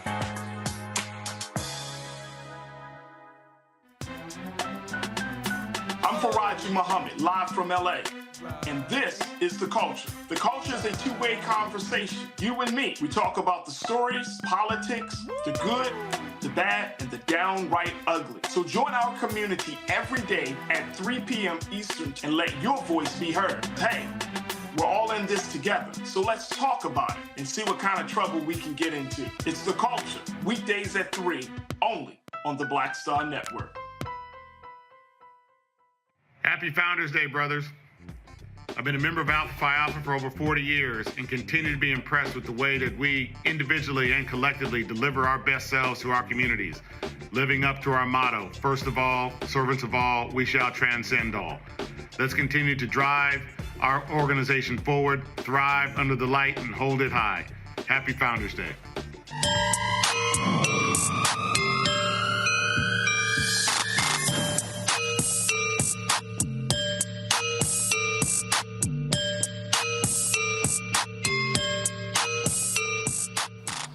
Just in case y'all didn't know, that was, of course, billionaire Robert Smith, the richest African-American in the country. And so that's who was in that video right there.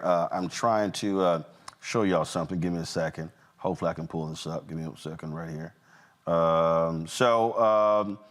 This is, I was just sent this here, which I thought is pretty cool. So I wanted to show y'all. This is an image of New York's Freedom Tower. So this is what it looks like tonight in New York City. That's how we roll. That's how we roll. All right, y'all.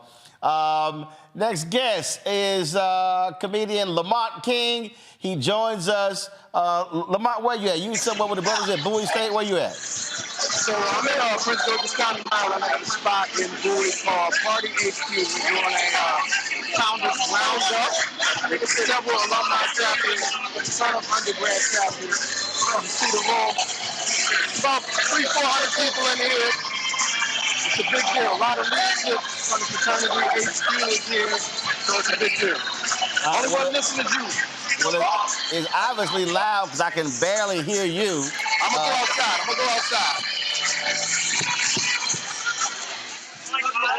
How about that? All right, that's better. We can actually hear you. I just wanted you to catch the vibe and feel the energy of the festivities. Gotcha. So are you going to do any special stepping later? There's a high possibility, as I am a former and previous world champion, and there is video on YouTube of this, so it may happen. It may happen tonight. A world champion in what? A world champion. We stepped in Toronto, Ontario, Canada in 1997, and we took home a 4-foot-tall trophy with all our names on it. And, I'm proud of that, so I got to mention that every chance I get. World champion. With that in mind, if that is true, I would need to see videos and photos, and I would need to actually see your name on that trophy to know if that's true. I gotta get it out of storage. I think it's in storage somewhere. Okay. So I've been asking this question to a bunch of brothers, and nobody seems to answer this question to me. Where in the hell did they go from stepping to strolling? So I put videos. I put some videos on Instagram, and folks like, "Yo, man, you need a new stroll." I'm like, "I'm sorry. When I pledged, after we pledged, we stepped. Sorority stroll." Correct. But here's the thing. I indict all old heads that never corrected the behavior of these young heads who learned everything about the frat on the internet. It's the curse of the internet. Strolling was regional. They did it in the Southeast, but once the internet hit and everybody started taking their cues from the internet, now everybody does it. I'm from an era where we party walked and we stepped. Yeah. So I don't know what strolling is. Yeah. I don't even know what it is. Yeah. No. We absolutely stepped. Here's the other for me. When the hell this whistle come in? I mean, normally the way we did it, when our feet hit the ground and everybody heard us stepping, they knew we arrived. I'm like, what's all this blowing of the whistle shit? Again, as a historian in my own mind, I think it came from the internet. That was a regional thing.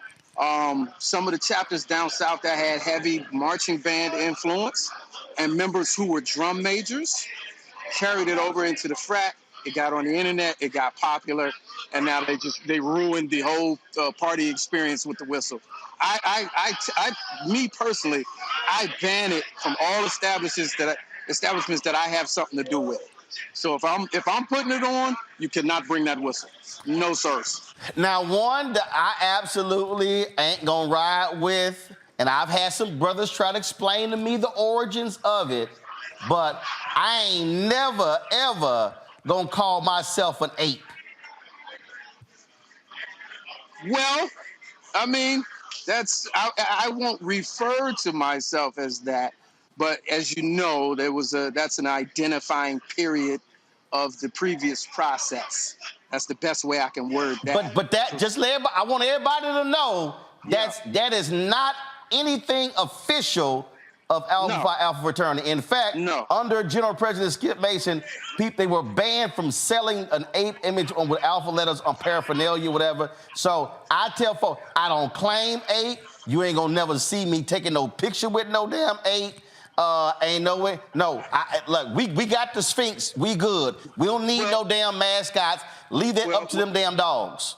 Well, I got to jump out of the car with you on that one because I'm a fan of the imagery, and simply because the ape is the alpha male of the jungle. It's the primal primate. No. The king of the jungle is the lion. That's fine, and he can do him. Even the ape gonna run his ass away. So here's my whole deal. Here's what I tell everybody: we are alpha men.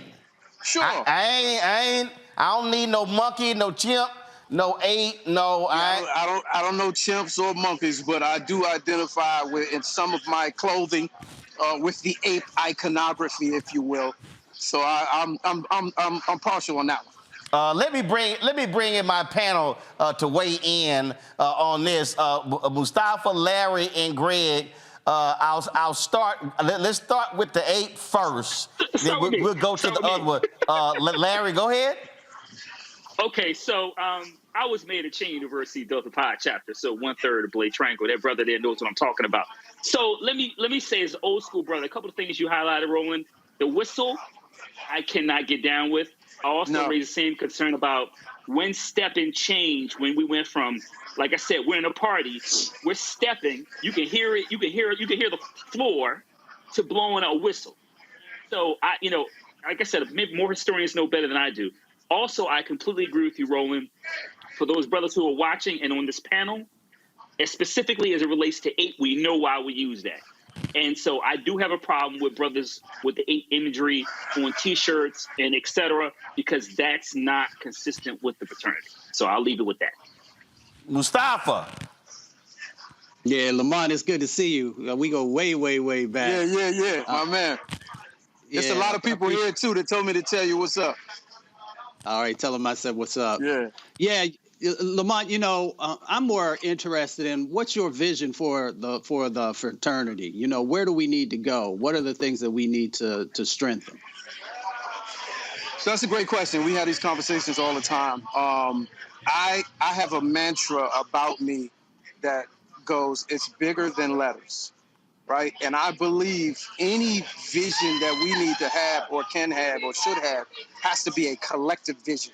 We are too many and too powerful in all of the D9 and all of the other civic associations, fraternal organizations that we are part of, to not have a stronghold on political activism. It's just too many of us.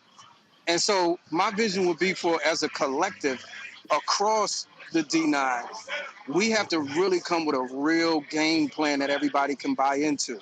Because when I got into the organization, it was to be a part of something greater than myself.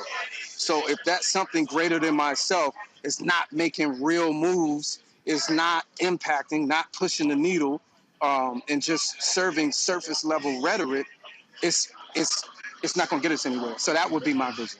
Collective work and responsibility as a whole.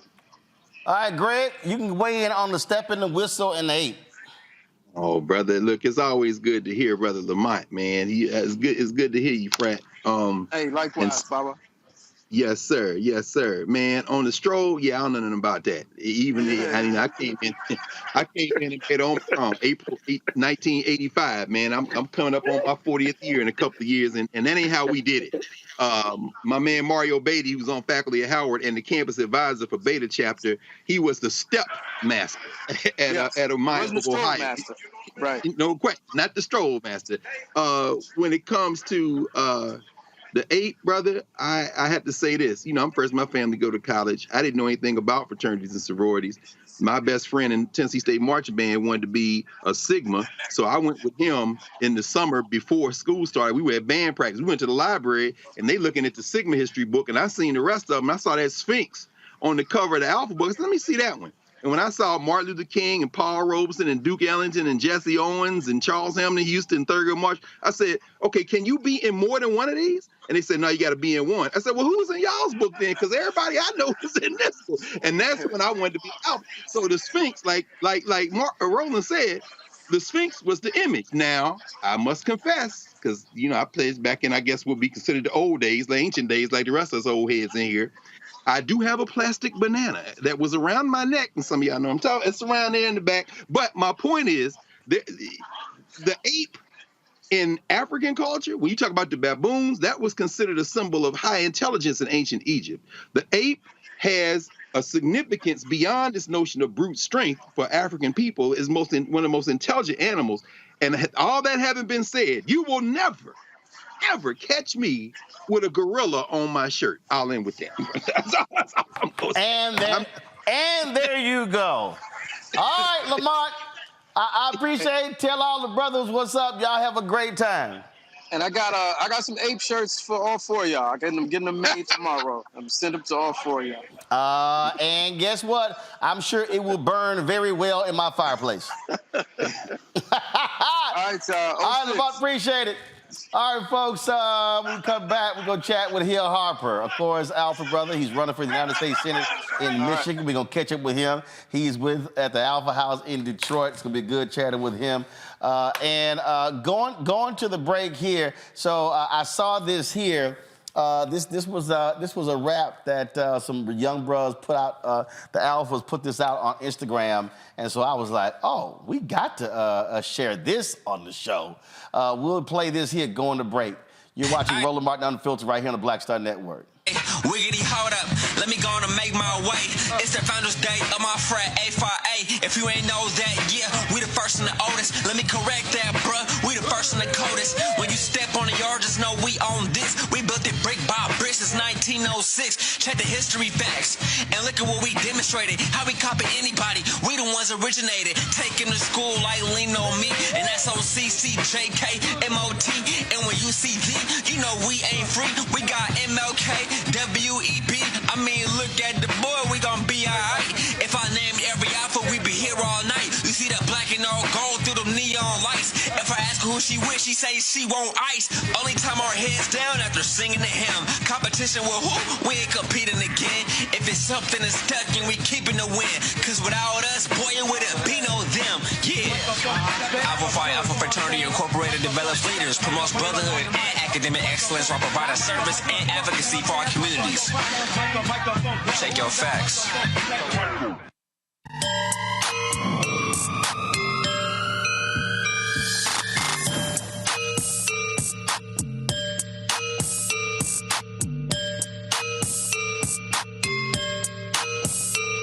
talk about blackness and what happens in black culture, we're about covering these things that matter to us, speaking to our issues and concerns. This is a genuine people-powered movement. There's a lot of stuff that we're not getting. You get it, and you spread the word. We wish to plead our own cause. Too long have others spoken for us. We cannot tell our own story if we can't pay for it. This is about covering us. Invest in black-owned media. Your dollars matter. We don't have to keep asking them to cover our stuff. So please support us in what we do, folks. We want to hit 2,000 people, $50 this month, raise $100,000. We're behind 100,000, so we want to hit that. Y'all money makes this possible. Check some money orders. Go to P.O. Box 57196, Washington, D.C. 20037-0196. The Cash App is $RM Unfiltered. PayPal is R Martin Unfiltered. Venmo is RM Unfiltered. Zelle is Roland at RolandSMartin.com. Happy Founders Days, brothers. This is Don Scott, Speaker-elect, House of Delegates in Virginia. I am so proud to be a member of Alpha Phi Alpha Fraternity.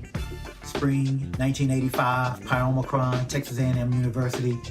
Charter line number 3, 06 brothers. Go Alpha.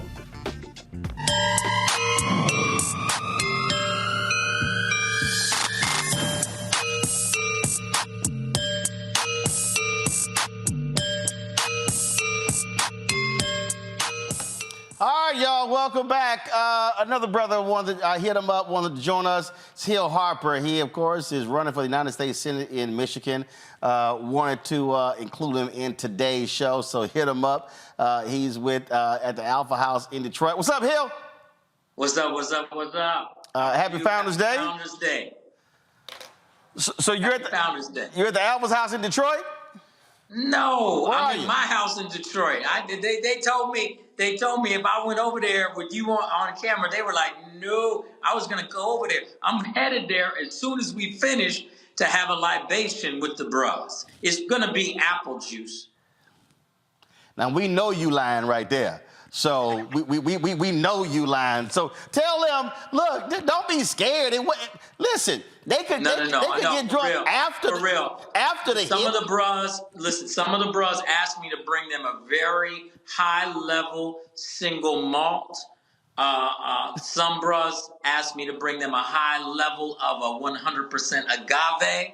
Some brothers asked me to bring them what one would call a burnt mezcal bottle. So it's like in Alpha, we have diversity. That's what people have to understand. And somebody old school said, bring them some Ripple. That's true. But remember, what you're going to do, since we're in Detroit, you're going to have Faygo and vodka. Well, I understand. And so it's a bunch of folks out there. They've sent us videos and whatever. So I wanted to make sure that we include you in the show. I appreciate it. Let me say this real quick, Roland. All the bras, and this is a more serious point about how serious our fraternity is. So many of the bras have donated between $19.06 today to my campaign, like hundreds, as well as some did like $190.60. One did $3,190.60. The bros are coming together just like they supported Wes Moore, our governor, just like they supported Senator Warnock. They've come through for my campaign, and they, so anybody on there, if you're a bra out there and you want to join other brothers, hillharper.com, go on, do your $19.06. We appreciate you and we love you.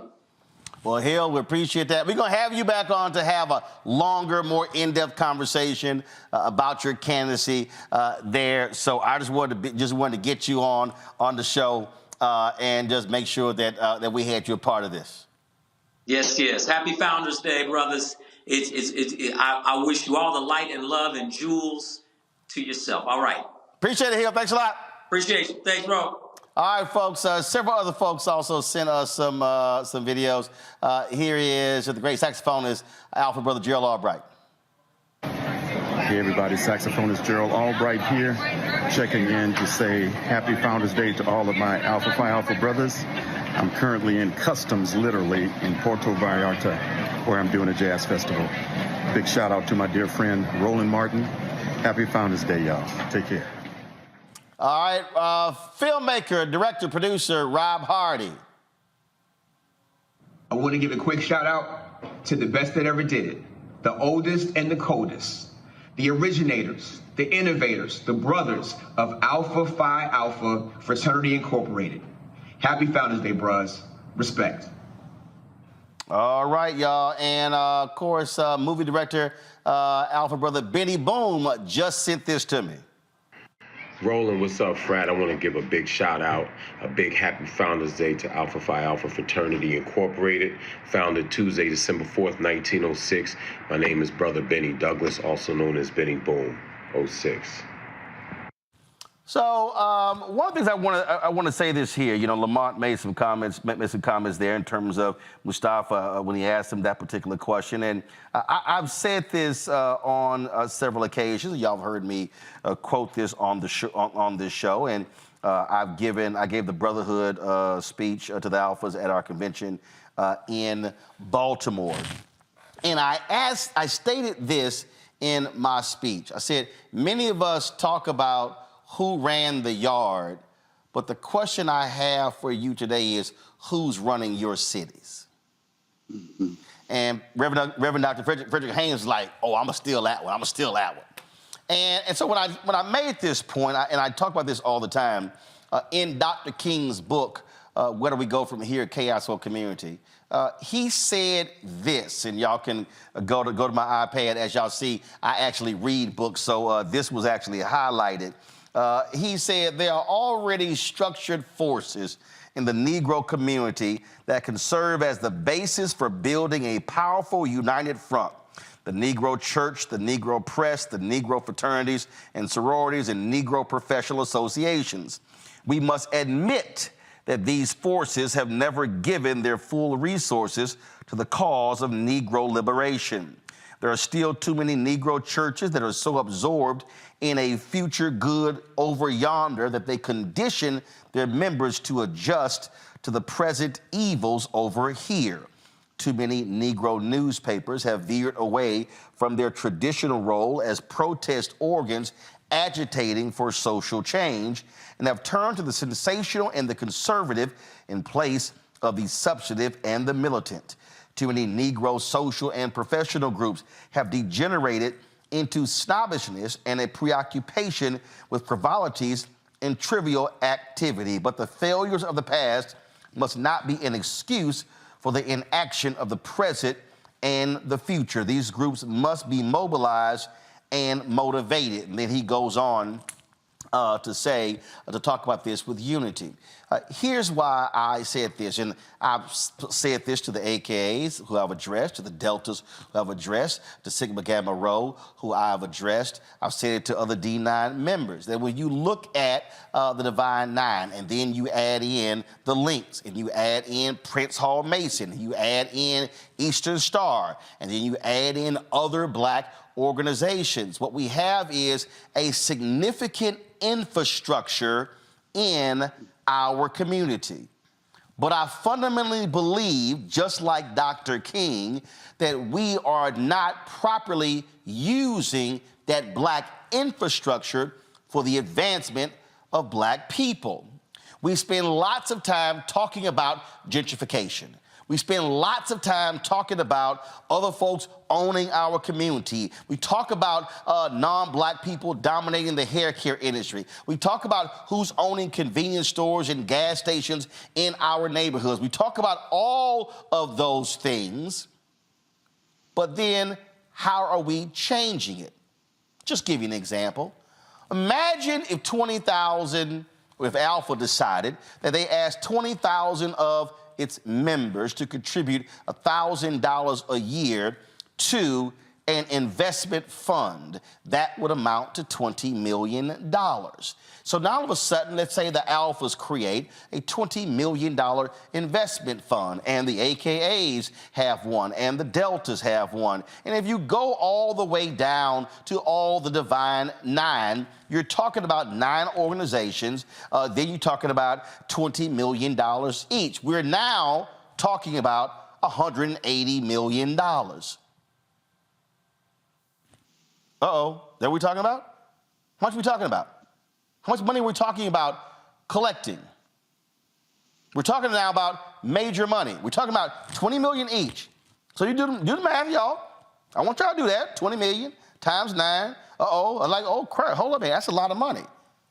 So now if we're talking about who's investing in our businesses, buying up land, we've created literally an investment fund.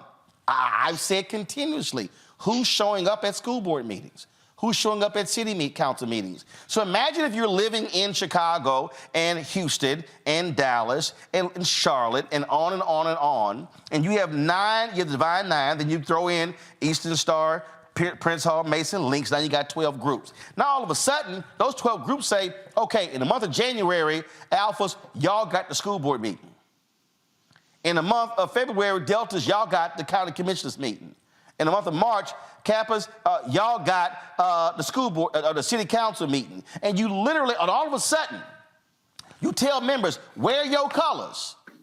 And all of a sudden, if you are a politician and you look up and you see 100, 200, 300, 400, 500 individuals in black and gold and crimson and cream and blue and white and blue and gold, all of a sudden, you're like, who in the hell are these people? That's called, as King said, mobilizing your people to affect change. And then that thing can extend to other groups, including Sigma Pi Phi, the Boule, and so many other groups.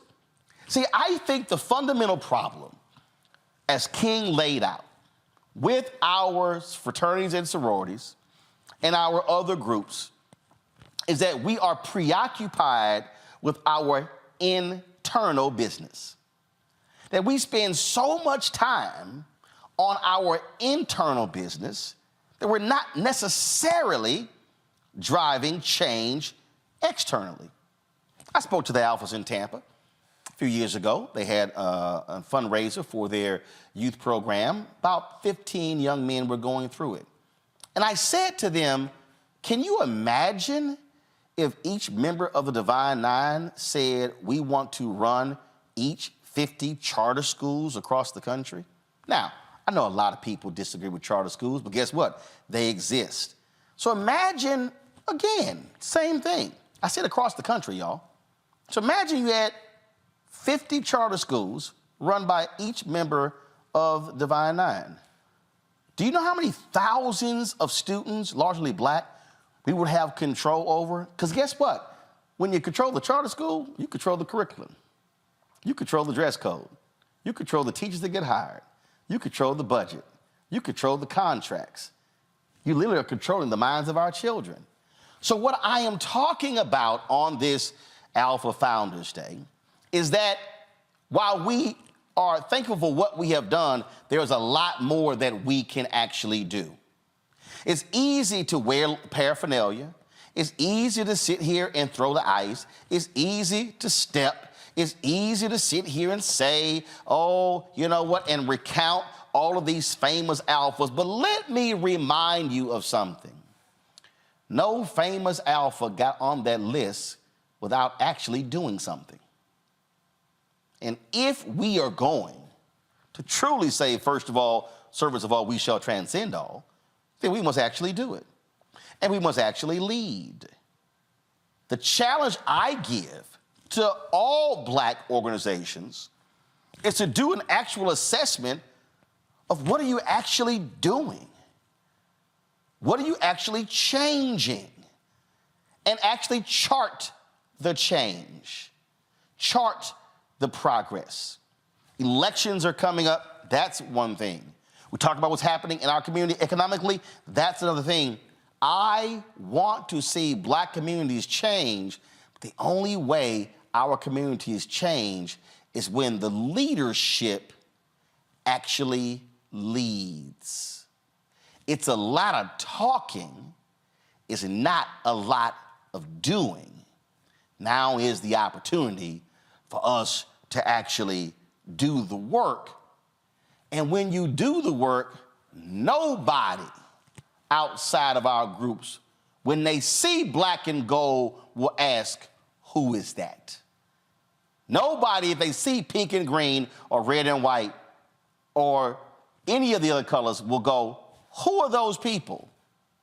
Because when they actually see us in our neighborhoods, at our city council meetings and county commissioner meetings, at state capitol, and in Congress, when they see us on Wall Street, when they see us challenging corporate America, when it comes to advertising with black-owned media, when they see us challenging corporate America and not accepting meager checks, you know, the big old checks they hold up at football games, but it's real small amounts when it comes to black games. When they see us showing up on a regular basis, ain't nobody question who they are, because they will say, there goes the men of Alpha. There goes the ladies of AKA. There goes the lady of Delta. There goes the men of Omega and Kappa and Zeta Phi Beta and Sigma Gamma Rho and Iotas, and they're the Links and the Guardsmen and Prince Hall Mason and Eastern Star. We can go on and on and on. But they actually have to see us doing the work. Final comments, Mustafa. I would just remind everyone that you have power unless you give it away. So let's utilize our power in a way that's constructive for our communities, in a way that uplifts our communities, in a way that honors our communities. Larry. As we celebrate 117 years, Roland, I think I want to highlight is for our brothers that we describe as old school, to make sure we're uplifting young brothers and highlighting the history of our dear fraternity and making sure we give them the necessary support they need to be some of those future leaders you described. Greg.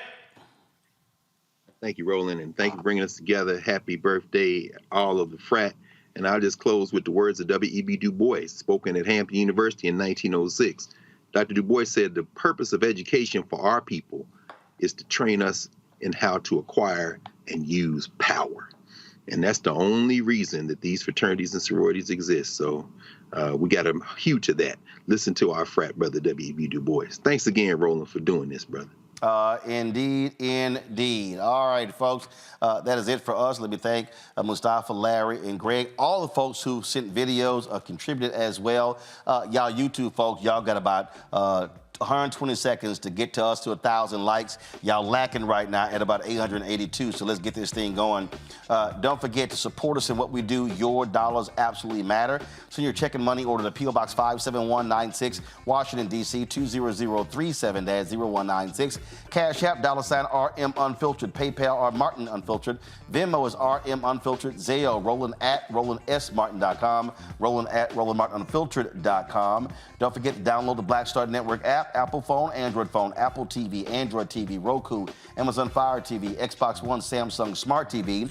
Be sure to follow us and watch our 24-hour streaming channel. We're on Amazon News, so go to Amazon Fire TV, go to Amazon News and check us out. Tell Alexa to play news from the Black Star Network. You can also, of course, check us out on Plex TV, Amazon Freevee, and you can also check us out on Amazon Prime Video. So when you go to live TV, click it, you'll see us right along with the other news channels as well. And don't forget to get a copy of my book, White Fear, How the Browning of America is Making White Folks Lose Their Minds, available at bookstores nationwide. Folks, we're going to end the show with D. Alex Thomas.